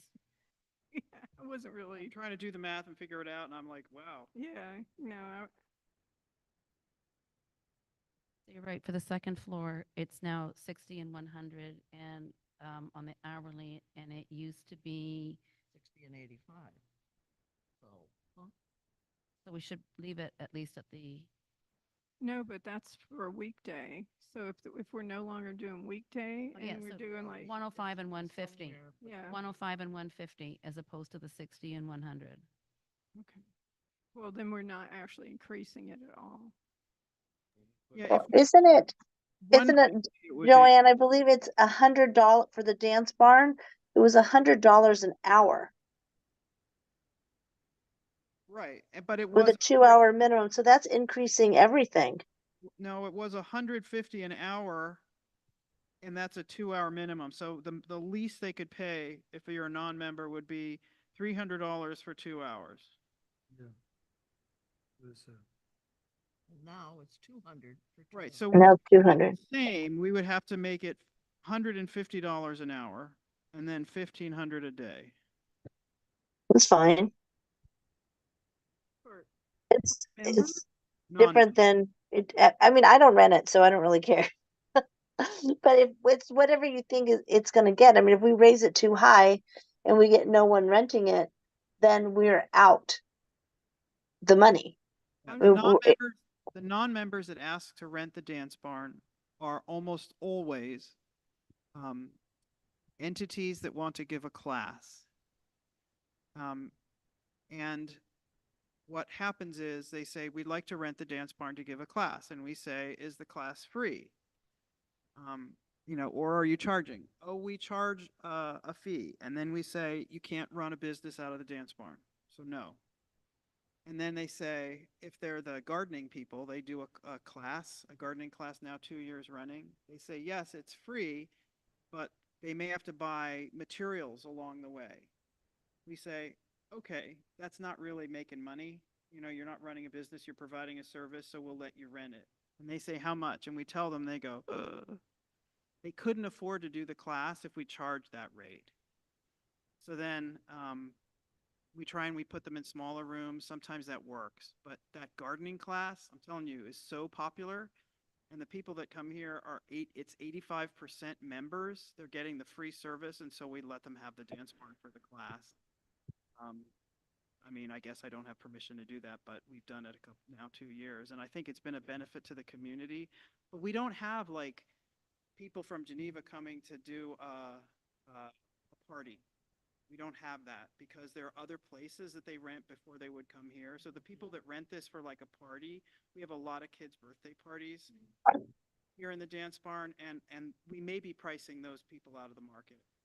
So Yeah, Yeah. I'm not necessarily saying we need to change the daily rate. I'm just saying we didn't do anything with we shouldn't go back to the weekday rate on the weekend. We shouldn't go down, right? And I think we should increase them some, even if it's 10%, on the hourly. So is that something you want to bring back also? You want to think about it and bring it Well, back? no, or- because right now the math would have to be 150 per hour. And again, we don't have people coming who can afford to pay that. And it's. We those don't have costs. the business. So then we're increasing the daily rate. That seems to be, it's just, we're doubling the daily, but we're not doing anything with the hourly. Well, maybe that's okay to get some classes and that going. And then if we find we're really busy, we can always, Change the. we could always hourly vote if to we change find that. That's really being priced, Yeah, it's kind of like the quiet pool. You Okay. pour it out. I'd rather see more activities coming into Sudden Valley. No, I'm just saying, like, if they rent it daily, it's No, I way get it. lot higher. Yeah, Yeah. that's going to be something different if they want it for the whole day. That's not going to be a kid's party or something. Okay, let's keep moving on here. So on the dance barn hourly rate, the consensus is we're going to keep it as suggested on our current SVCA fees and fine schedule, or do we want to increase it? I'm good with it. All in favor of keeping it as suggested on the schedule? Raise your hand if you're for it. Lori? I am voting for the finance committee and they did not, they had different fees, so I'm going to vote against it. I'm just abstaining. And then Tony Too abstains. confusing. It's too Are we done now? I don't know. So I got, Can we vote on the motion now? did we talk about The whole motion, the whole thing, Well, I don't know. whole shebang. just, Hang on, Ray's got a question and Sonia's still. Did we just, so, on this last one? Yes. You had 4 people voted for, and 1 abstained, and did anything happen on this? Pass. No, Lori's here. Yes, it passed by majority. All right, thank you. Another one off the table. okay, so Wow, just, that was a long one. Jeez, we you're wearing me out. You're wearing me out. do anything. Oh, Okay. my We're word. doing good. So- There's a motion that, There was a motion on the table. There was? I think so. there was to approve the fee schedule. Yeah, there wasn't And- seconded, wasn't it? Yes, Keith and All right, so was whatever. me. Jaime. We're discussing it still. So I just have she's one not done. more thing, One which more was the thing. pool. So, Cool. yeah, so I think that I disagree that we should charge children under 5. And I think there should be family pricing in there because by doing it $10 per person, it really, that's a lot of money. Let's say you've got 3 children, that's $50 to take them to the pool. Say you're visiting grandma and you gotta pay $50 to take the 2 children to the pool. And they feel inconsistent. The other thing is I did look at Arnie Hanna. Arnie Hanna doesn't charge anywhere near I have that. a but- question. Are you saying we're charging current members $10 a day to use the No, pool? not current No. members, but like guest Oh. members. Like when my grandkids come? Yeah, when your grandkids come, they're gonna charge $10 per child. It seems too high to me. Currently, it's $9.25. What's that? I think she said Arnie Hanna's 1025. No, currently our fees are $9.25 for an adult. But the one thing that we also wanted, as I think, Arnie Hanna does break theirs out. Oh. So I think we, So- here, I'm I think something else at the finance committee, Stuart, I think it was pretty much everyone was in agreement, but correct me if I'm wrong, is that we wanted to see if there was some way that that members could have passes to bring their family when visiting and things like that to the pool. Not unlimited throughout the year, but a limited number of get-in free passes. Well, I disagree with that as well, but I do think they should be maybe discounted where they could buy a book of 10 or something similar to what we do with the classes and everything. But I do think that we should split that up like under 5 free. Of, No, it's changed. It says it's being deleted. It says $10 Yeah, per the person. finance committee said no free kids. That's what they said. Right. Finance committee, they were against free pool access. Yeah. Because they still take up space in the pool and they will require lifeguards, more, I mean, just the same as any other body, the expense to care for the pool is not discounted because we have more little kids in the pool. And also that brings to the point is, when is a 6-year-old 5? When is a 7-year-old 5? When is an 8-year-old 5? Are we going to require the parents to bring birth certificates to prove the child's age? Because I can guarantee you there are 6, 7, and 8-year-olds going in saying, I'm 5. No, for sure. Well, I believe that the 5 and under should be free. I think that we do 5 and under free. Individual, we charge a daily rate, or they can buy a season pass. And we also do a family rate, so that they're not all individual. Because I Like a think, monthly pass for families. right, so that it would allow, or even we could do a daily, we could do a daily rate and a monthly rate or a seasonal, whatever, but to allow a family pass as can well. I say someone? So I do have a little bit of data about this, and that is that our pool has hit capacity more times this season than last season. And it hits it earlier. Like we would normally, in the past, have hit capacity on the hottest days at the hottest time, which is the afternoon. But we hit it sooner and we hit it for longer. When we're at capacity, we have to have a full complement of guards. It's super expensive. And I know that we have more people coming from outside the community buying pool passes. Part of that is we're being much more careful about enforcing who clicks through. But the other part of it is that many people have been exposed to our pool because of the pool lessons. The 80% of the people who registered for swim lessons were, in fact, members of SVCA, but that means 20% weren't. So that's a lot of families that saw our gorgeous pool and now they come to swim here and they pay nothing towards its upkeep. Right? So I think it's a good thing to have the $50 monthly pass for the kids because that enables the swim lessons to fill up, which makes it worth the YMCA's time to come out here and offer the lessons. And most of the students are children of members in Sudden Valley. So that's a good benefit for the community to have the swim lessons here. We're surrounded with water. Educating young people about how to be water safe is a critical thing for the community.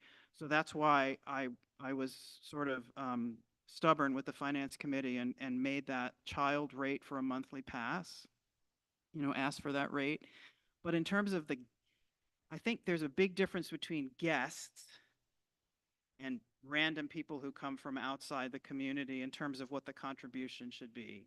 And so I think we should try and recoup some of our pool costs by making it expensive to swim here for outside people coming into the community without a connection here. It's not your grandkids. These are just people who are wanting to swim, and that's fine. And they need to support the pool because it's very costly to run the pool. Very costly indeed. So that's my 2 cents. Any other questions about the daily use fee of the pool? No? All right, let's go ahead and let's take that down. Let's take a vote on that. So currently the daily use fee, or we're going to raise it to get rid of a lot of it, delete the daily use for the seniors, family, adults, child, and so forth. We're going to go $10 per person per day. All in favor of keeping the proposed fee schedule? I'm in favor. Okay, 1, 2, 3, 4. That's Sonia, I'm sorry. Abstain? No, voted no. You voting no, opposed. Opposed. Thank you. All right, so that one passes. And no issue with the monthly pass on the child and adults. We're good with that? Correct? No discussion? We're fine with that. Okay, thank you. Okay, did you have anything else, Sonia, on this? Okay. Okay, very good.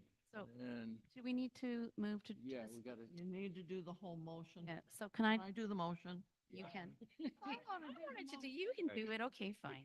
Okay, regarding the proposed revisions to the 2025, oh, wait, I have one quick question. No, no, no way. No. No, never mind, I'm good. once again, Go for it, Mr. Linda. President, on the approval request for the proposed revisions to the 2025 fines and fees schedule, motion move that the Board of Directors approve the proposed 2025 revisions to the fines and fees schedule with amendments. Perfect. Second. That were voted on tonight. Okay, I'll second. Yeah, the marina. I already seconded. You can third it. Okay, all in favor? I'm in favor. That's unanimous. Okay, so just to make sure I'm clear, I've made notes. We changed failure to provide owner or tenant information to adding 100 plus 10 per day. We took out or excessive occupancy. Yep. We're adding one time to the description of the waiting list fees. Yep. Get that straight. We're keeping the damage deposit for alcohol. It is damaging to our livers. Stu's worried about his guests being drunk and disorderly, or him, or something. Um, Go to your party, Steve. and we're bringing back the marina fees for discussion in October with more information and the math shown. Sure. So the marina fees are not being approved because we're bringing them back.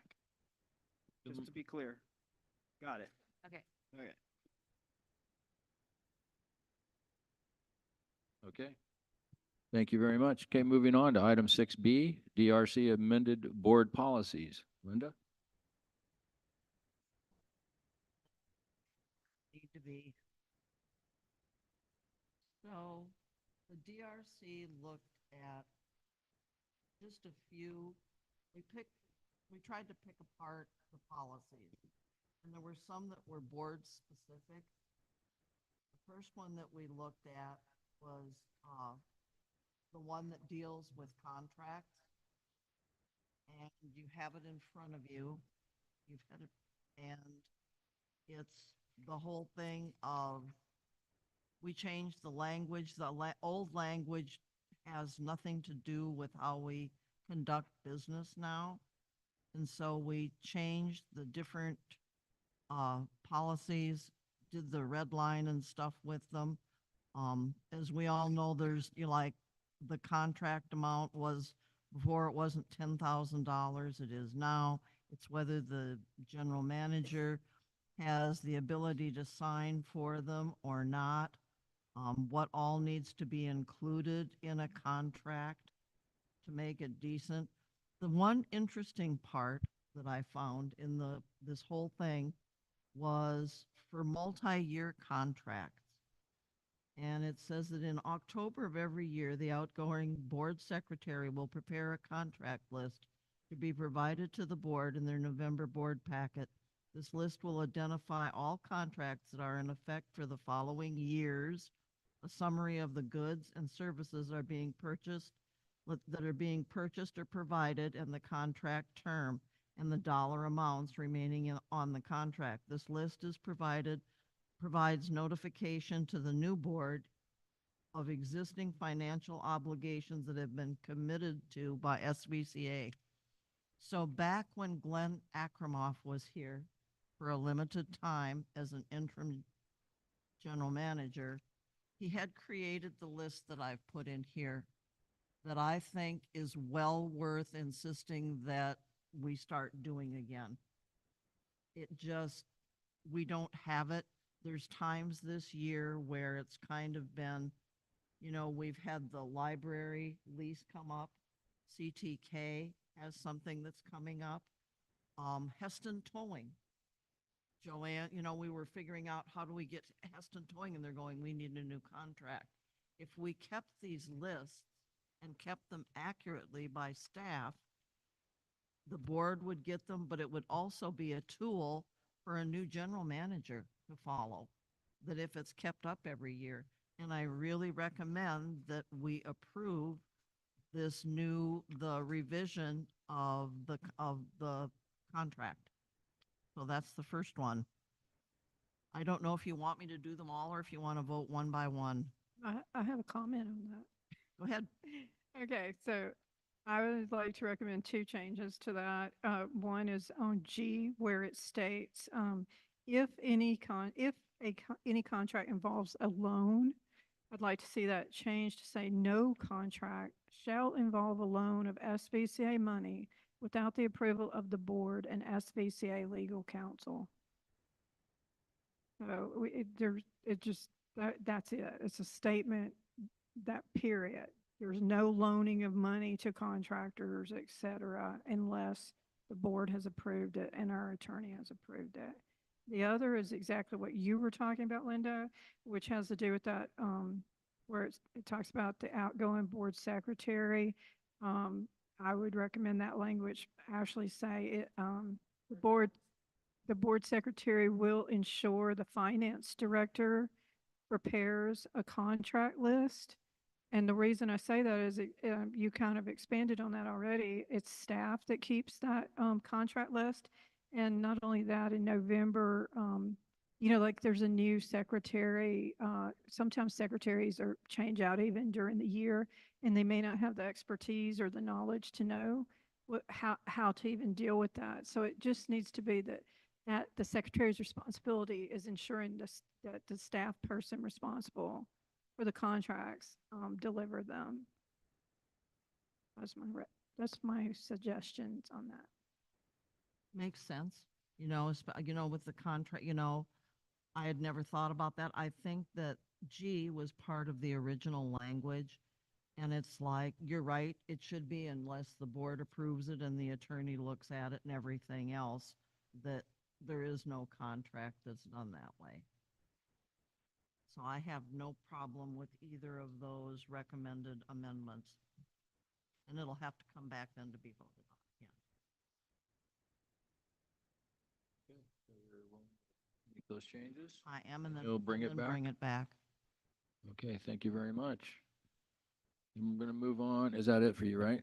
That's it. Okay, Because well, I'll bring these back unless there's one that doesn't have any changes.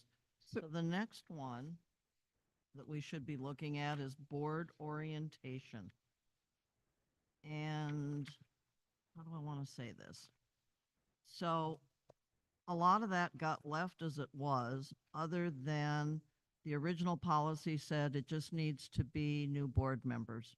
And I've found out that some times when I've sat on a board from year to year, I believe that it should be all of the directors that come for a meeting.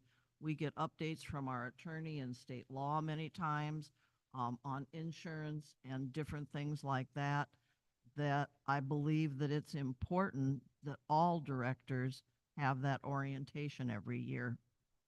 And so I've included that in there. There's some things, I just changed the review board members' fiduciary responsibility. I just put in there that it'll be a legal presentation. And then that there's an insurance presentation. There was one, and the parliamentarian does a presentation. There was one that was to discuss board governance philosophy in John Carver's book. At one time, the board, for a couple of years, wanted to do the book by Carver, Boards That Make a Difference. We don't have the copies anymore, I don't think, so I just simply took that out of there. And generally, it's the attorney that discusses our governance philosophy with us at the meetings. The code of conduct is in force. I feel it says that it should be submitted to the board secretary. I feel I added that it should be filed in administration. As Sonia pointed out, there's times when things turn over in the middle of a year, but all of the codes that we've signed should reside in administration.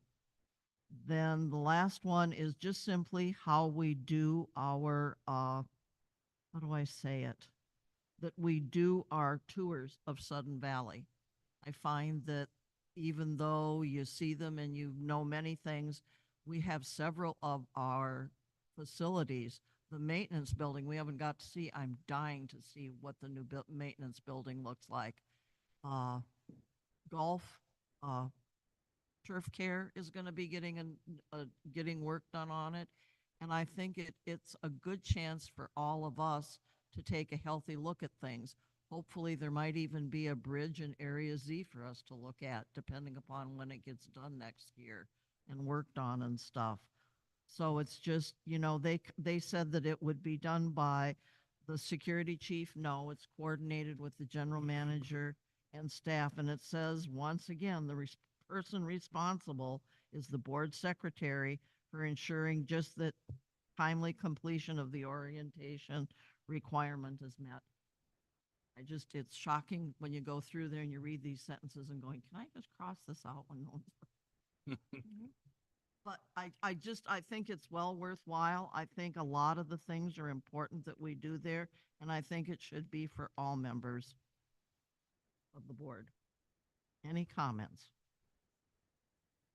I have a comment, 2 comments. Okay, so on the bullet where it says review the association's financial position and statements, I think it would be good to say, how you're talking about a legal presentation. I think that should be a presentation by the finance director.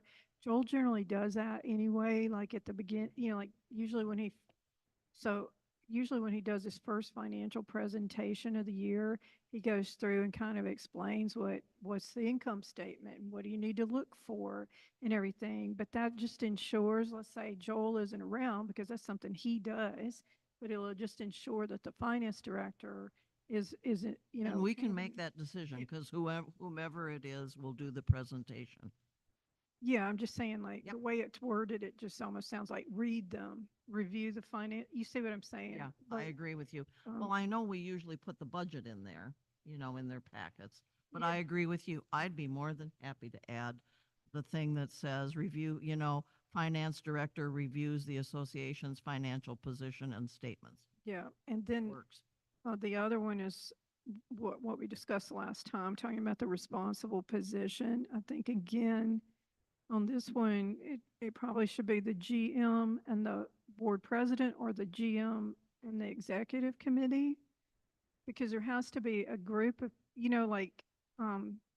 who's putting this together? Because let's say you got a newly constituted board and none of them have any experience. They're not going to know how to put an orientation together.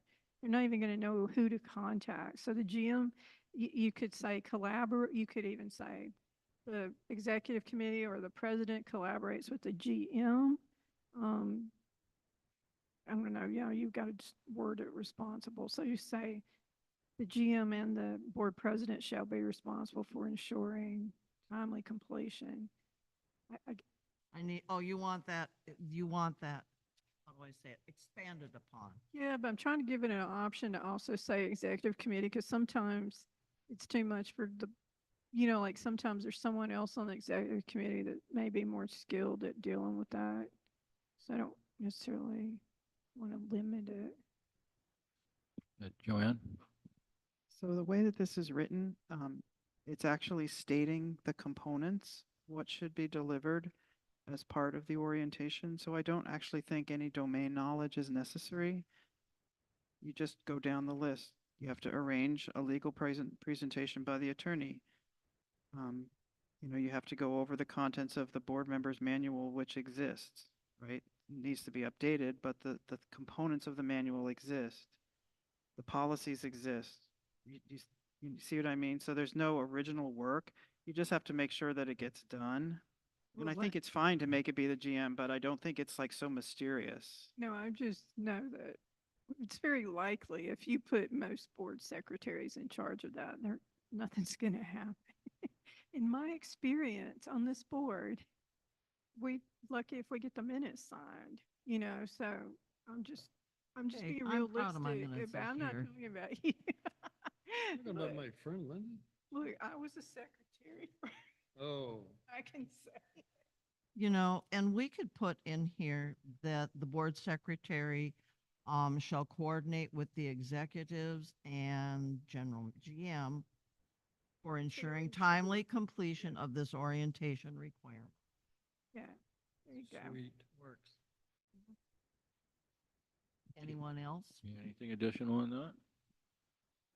All right, so you will bring that back We'll with bring it to amendments. Correction. You have anything Okay, else? yeah, oh, hey, we're not done yet. Just one more. It's the board member and committee chair involvement in association management. There's not much to this. We started to discuss this a while ago, and it's not a real old policy, which is good. Just that there was the whole thing that I changed in the second paragraph. It goes on to say that it is recognized that the board priorities are established only by board action, that SVCA's general manager, administrative staff, council, and consultants should not face inappropriate influence, pressure, or fear of reprisal, and that they should be allowed to efficiently execute all appropriate instructions given them by the general manager, and it said so as, and that's just extra, by the general manager to carry out officially established board priorities and directions. I added and directions. Then I added one sentence in here because most of this is just standard stuff, and it's just that you don't do that. It said but I added, if an individual director or a committee chair requires specific assistance of staff, a request should be made through the GM or board president rather than coming in and just thinking that it needs to be done. You know, like when we just went through ACC, that was huge, but it was an agreement of the board and the general manager that this really needed to be done. And that's when I added that if you have something that you really need help with, it should be discussed with the general manager or the board president to bring this forward and say that, we need to, devote staff time to it. And then how the general manager would determine how that time is spent. So that's all I have on that. There was one other one in this whole section, but it's the one that's left that's on harassment. And that was done by our attorney. I believe it is still current. And there's just no change to that. So I will bring back the couple that have I don't know if there's any other comments on the committee members. That one's all right. Nobody has any other changes to the involvement in association management. Woohoo! So I will bring the other two back, and I'll just bring that one back and just ask for them all at once rather than try and do it piecemeal. Perfect. Thank you. Thank you, Linda. Okay, moving on to item 6C, easement requests for 208 Polo Park Drive. Joanne? The purpose of this memo is to request approval for an easement granting 208 Polo Park Drive permission to cross SVCA park space to discharge stormwater into Beaver Creek. Whatcom County has approved a stormwater site plan for 208 Polo Park Drive that requires the line to cross SVCA-owned property. Whatcom County initially recommended a different solution for the discharge of stormwater, which required the homeowner to pump stormwater to the front of the property, then across the road, to eventually be discharged in a different SVCA-owned land lot. Right. The current approved stormwater site plan is a significant improvement over the first recommendation.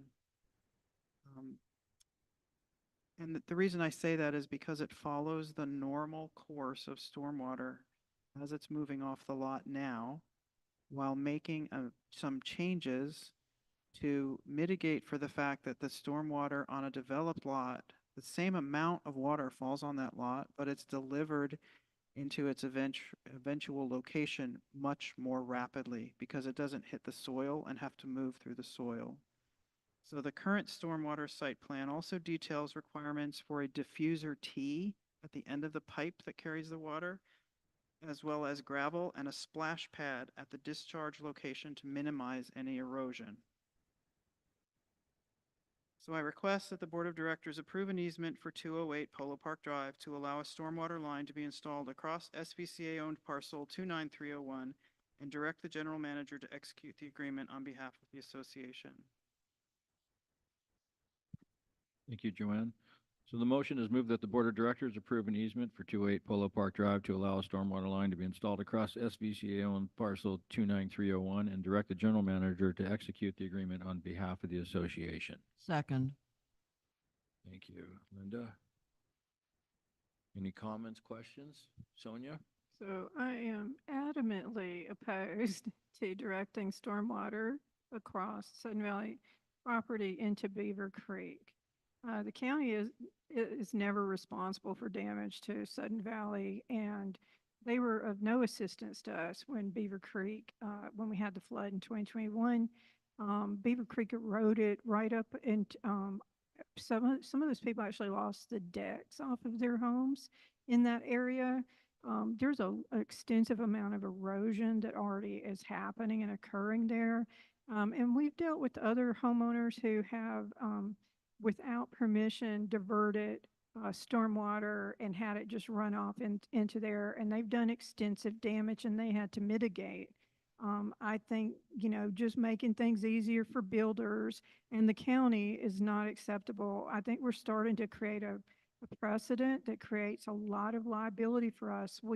Our attorney made some pretty heavy statements and issued letters to all of those people that lived right there in that area, saying that we would not be responsible for stormwater damage, tree damage, and the overflow of that creek.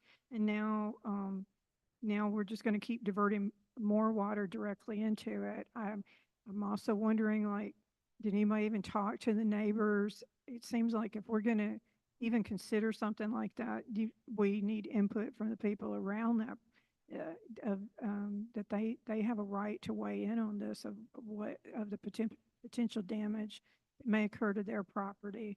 Because, like I said, I don't know if any of you actually went out and witnessed that, but it was pretty horrific what occurred, and that was Beaver Creek, and it was right in that area.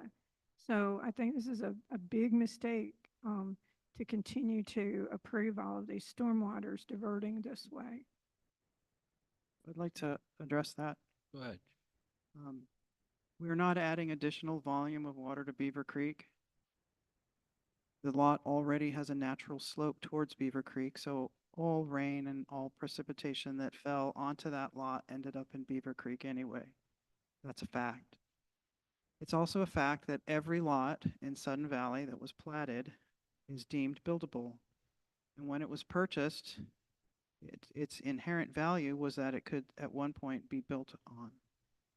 So to deny a builder the ability to discharge stormwater using the recommended design that's approved by the county would actually take on far more liability than approving the easement.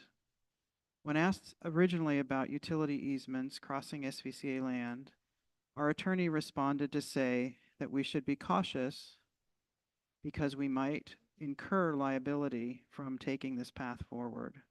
He specifically defined that liability as capriciousness or unfounded decisions regarding the refusal of easements, not the granting of those easements.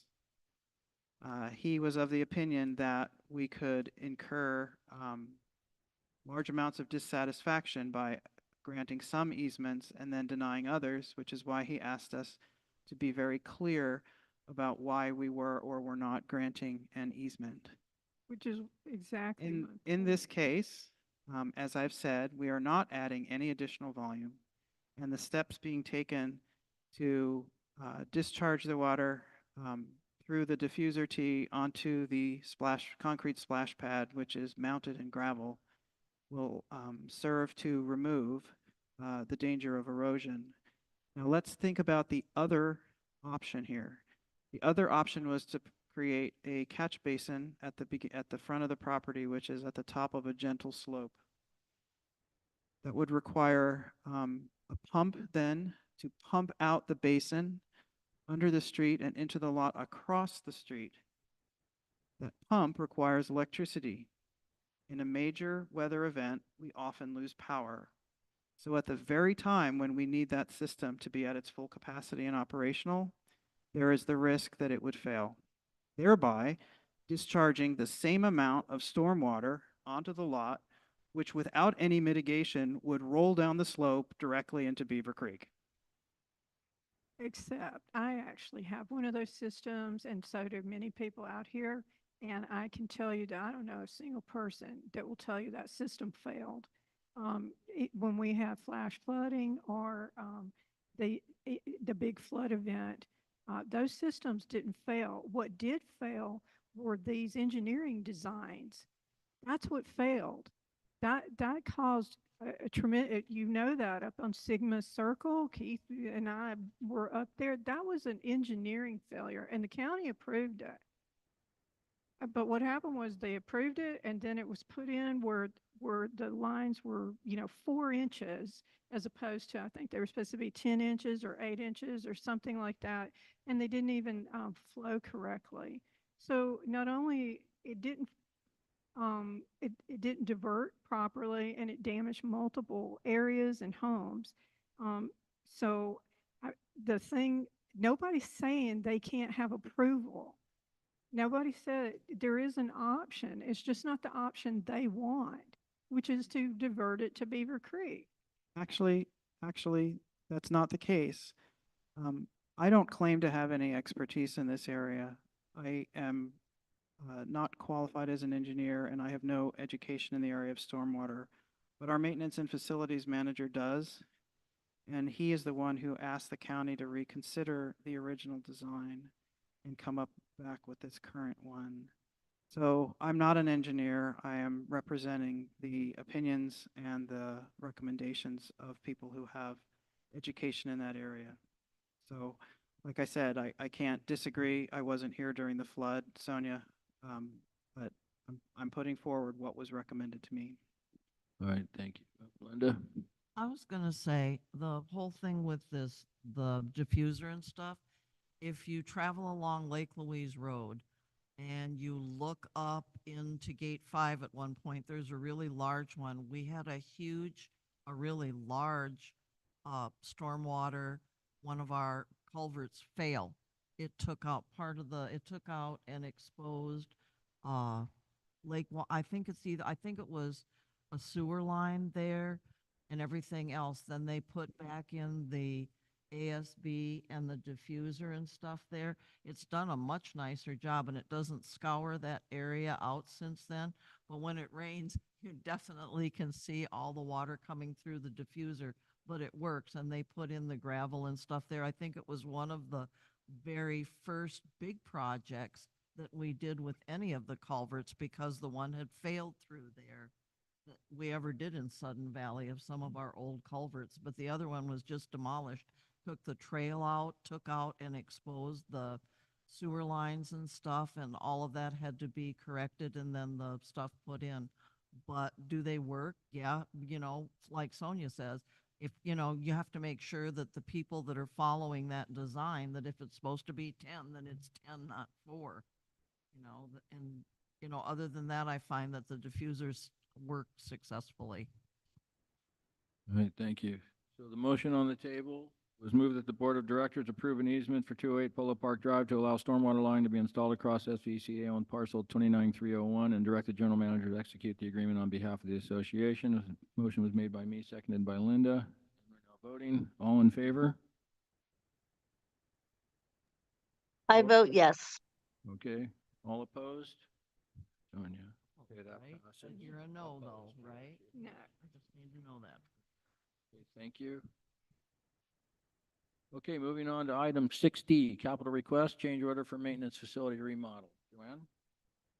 The purpose of this request is to adjust funding to reflect higher costs for the maintenance shop remodel project 9722.08. On October 27th and 22, the Board of Directors approved $254,657.18 for the design, permitting, construction, and oversight of the maintenance shop remodel project.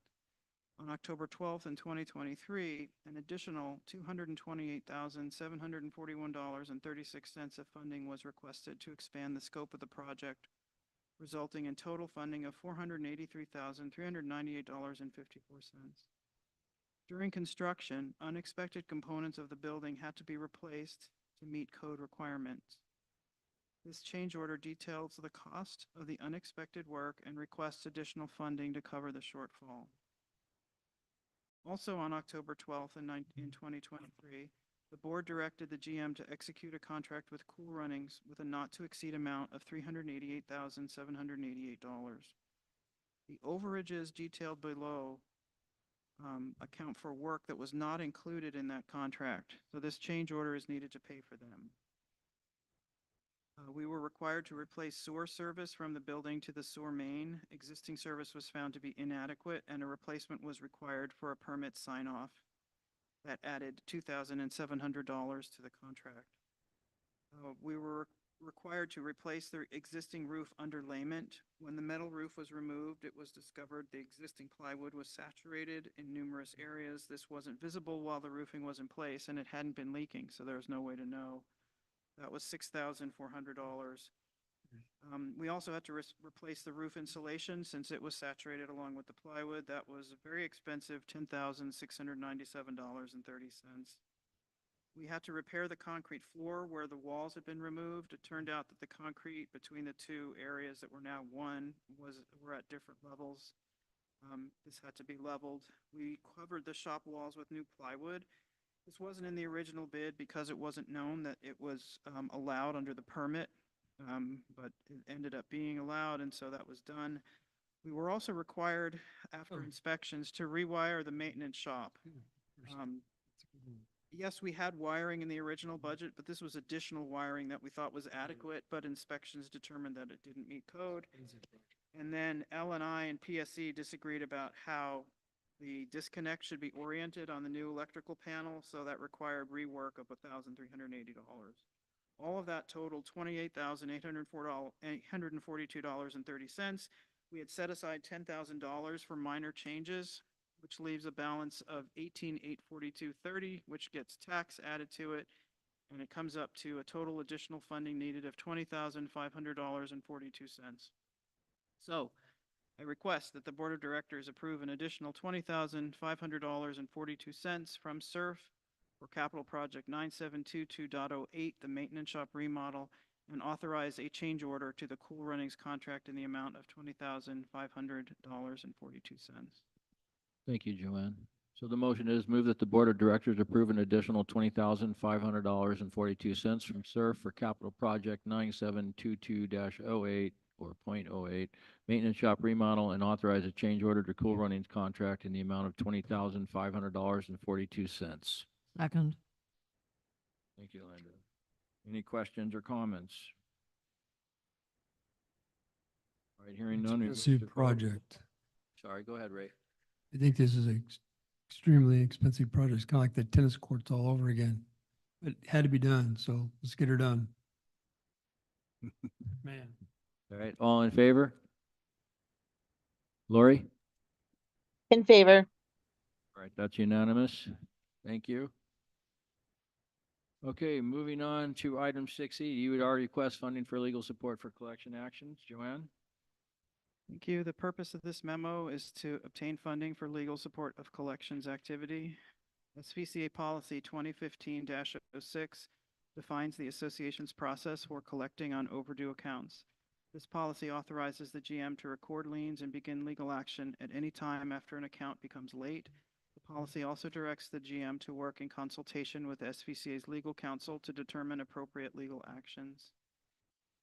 Legal actions in support of collections for 8 properties within the association have been recommended by both the GM and legal counsel. In order to take those actions, funding is needed. Based on cost estimates from SVCA's attorney's office, costs for this work in 2024 will be about $20,000. So I request that the Board of Directors approve funding of $20,000 from UDR for legal expenses associated with identified past due accounts. Thank you, Joanne. Okay, the motion is moved that the Board of Directors approve funding in the amount of $20,000 from UDR for legal expenses associated with identified past due accounts. Second. Thank you. Questions, comments? So shouldn't we clarify why? So we have a staff member that's her job is to do collections and file liens. So she's already paid. We pay to do that. This is additional above and beyond just the filing of liens, or we wouldn't need to spend $20,000 on legal fees, which we already heard on our comments. Members are wondering, why are we asking for that? There's nothing that precludes us from having that conversation in open meeting, because it has an impact on them, and it takes a board vote. I personally would like to see that we renew the efforts on those people before we do take this additional legal action and move these funds. And then you bring that back to the board after we've seen that they've gotten new notices and they've gotten the full threat notice of what will happen. And then they're presented with the option to enter into payment plans. And then once they refuse to do that, then that's when we do that. That's where we're at, but I'll have Joanne respond. Right, but if we vote to move this money, we're skipping that part. I don't know that we are. Yeah, we're not. I was advised by our attorney to follow the appropriate process for foreclosure on the identified accounts. And the reason that that recommendation was made is because the foreclosure process is extremely lengthy, requires multiple notices, and each one of those notices is exactly what the board advised me to do and what any thinking person would do in approaching an individual or a group that owns an overdue account in order to resolve it as easily as possible. 2 notices are required to be sent before any action is taken with the court system. And both of those notices include measures that can be, or steps that can be taken by the party that's being asked to pay the overdue monies. Throughout the process, the option to enter into a payment plan is part of the approach and the communication. So there is no need to say, hey, you're overdue by this many dollars. If you don't work with us, we may foreclose. That has already been stated to all of these accounts on multiple occasions. And as part of the official legal foreclosure process, those communications will be registered on specific dates and advance us in the legal process to where we can then take court action after specific periods of time have passed. So it's already a lengthy process. They do not recommend that the association alone continue to do it. That the communications that come from the lawyer's office carry much more weight, and already the association has sent multiple communications to these accounts. Their properties have been liened. They've had the opportunity to work directly with the association. That's the lawyer's recommendation. They do a lot of this work, and again, are much more experienced. Well, Thank you, Joanne. okay. Hold on, anybody else? Yeah, Timey? Well, I think the expectation too is that we're going to recoup some of this $20,000, if not even more, depending on how much is owed. So this isn't just money being out the window. It's not about money. It's about making people homeless. And so this has the potential to take a home away from a community member. That has never happened. This is one of the few states that allows that, for us to go in first position in front of mortgages, et cetera. We aren't talking, if you are talking about a vacant lot, and see, this is where there does need to be discussion, because if you're talking about a vacant lot and somebody's extensively behind, and you have recently made another attempt, But I've been through this. I have watched the former GM do the same exact technique on people. And what happened is that one of them, and Linda knows it, it was our neighbor, she didn't even know she had an outstanding debt. They broke into her home and took her vehicle because of a judgment that had been made 10 or 15 years earlier on a property she no longer even owned. And he said he didn't have to give her any new notice because it had been happened, pretty much what you just said. So what I'm asking is before we take this type of action and we spend $20,000, we ensure that these people are currently noticed and that they understand, because I don't believe most members here realize that they can lose their home. And to say, well, they're supposed to know it, but no, it has never ever happened. So that what does usually happen is if it's a vacant lot, we ask them to sign the deed over in lieu of those back dues. So there are ways to approach this that will not cost us this 20,000, and that we can put people on notice that, that this is ramping up. This is ramping up. We're going to make one last attempt with you. You need to come to the table and try to find a solution before we take the next step. Okay, thank you. Letters that come from the attorney, correct? Yes. Yes, they offer that option. In fact, the recommendation was to include a deed with instructions for signing it over only on the undeveloped lot, so that a person could choose to take that option right out of the box. Right, thank you. Ray?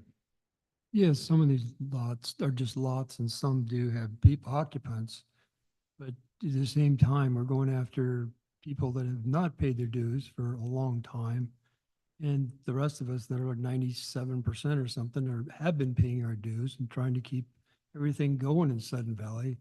Is really, there's got to be a limit.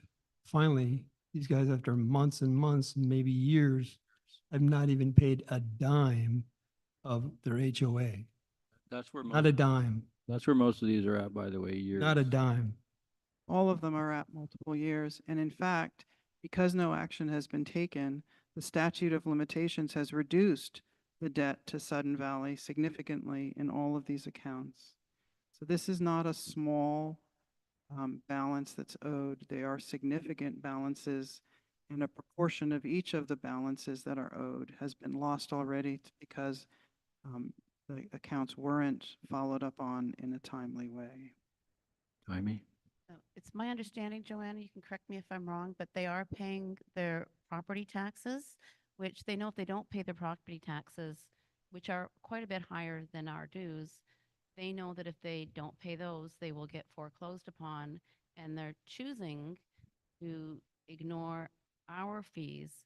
So they're not coming forward and trying to get a payment plan. If they have enough to pay their taxes, they need to try to figure out something when they're dealing with Sudden Valley. Thank you. So, That's not always the case, though, because at least one of these people has made multiple payment plans and obviously can't. You can't get blood from a turnip. Their bank accounts have been garnished.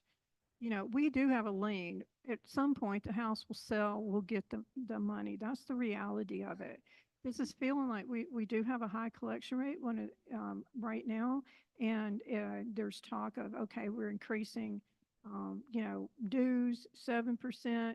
I don't know if a special assessment's looming over things, but this is starting to feel like that we're setting up some type of punitive action, getting ready to increase dues exponentially over the next few years.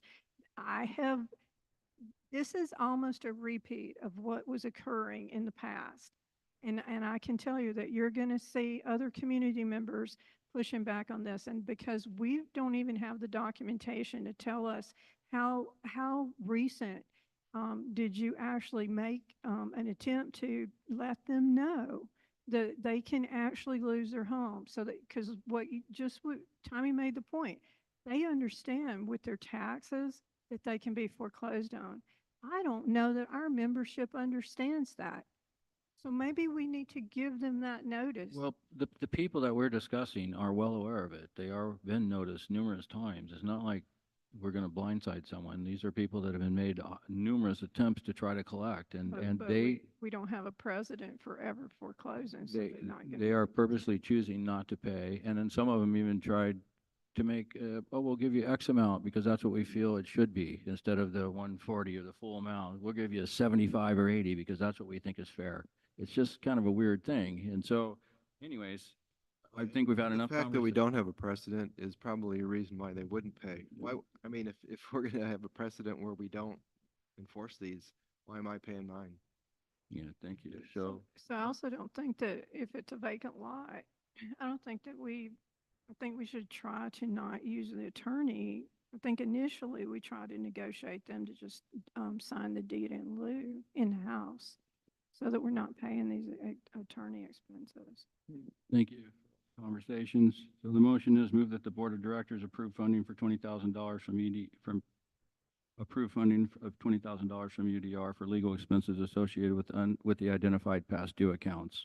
It was motioned by me, seconded by Linda. All in favor? In favor.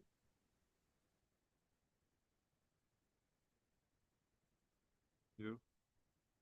I'm gonna abstain because I You don't would recall the abstain. information. Sonia? No, Abstain? no, I'm voting Uh, no. I'm sorry, I'm voting no. opposing. Yeah. Thank you. That passes. Majority. Okay. That's it. Okay. Can I make one quick announcement just to everybody that's sitting here for you guys? Okay. Just a quickie.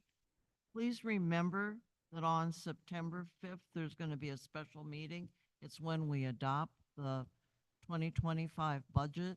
So please put that down on your dance cards because it's out of order, and I just wanted to make that comment. You'll get agendas and stuff, but just a heads up that that's going to be when our next meeting is September 5th. Is it a 7 o'clock or 6 o'clock? Yeah, okay, thank you. At least right now it's 7. It might go to 6, but or 7. Okay, we'll call the meeting adjourned at 10:02 p.m. The second. Yep. Okay, great. And a third. 10:02. Need a second? I'll second it. I'll vote for it. Perfect. Hey, Daniel. Thank you, everyone. Thank you, Spencer. Thank you, Lori.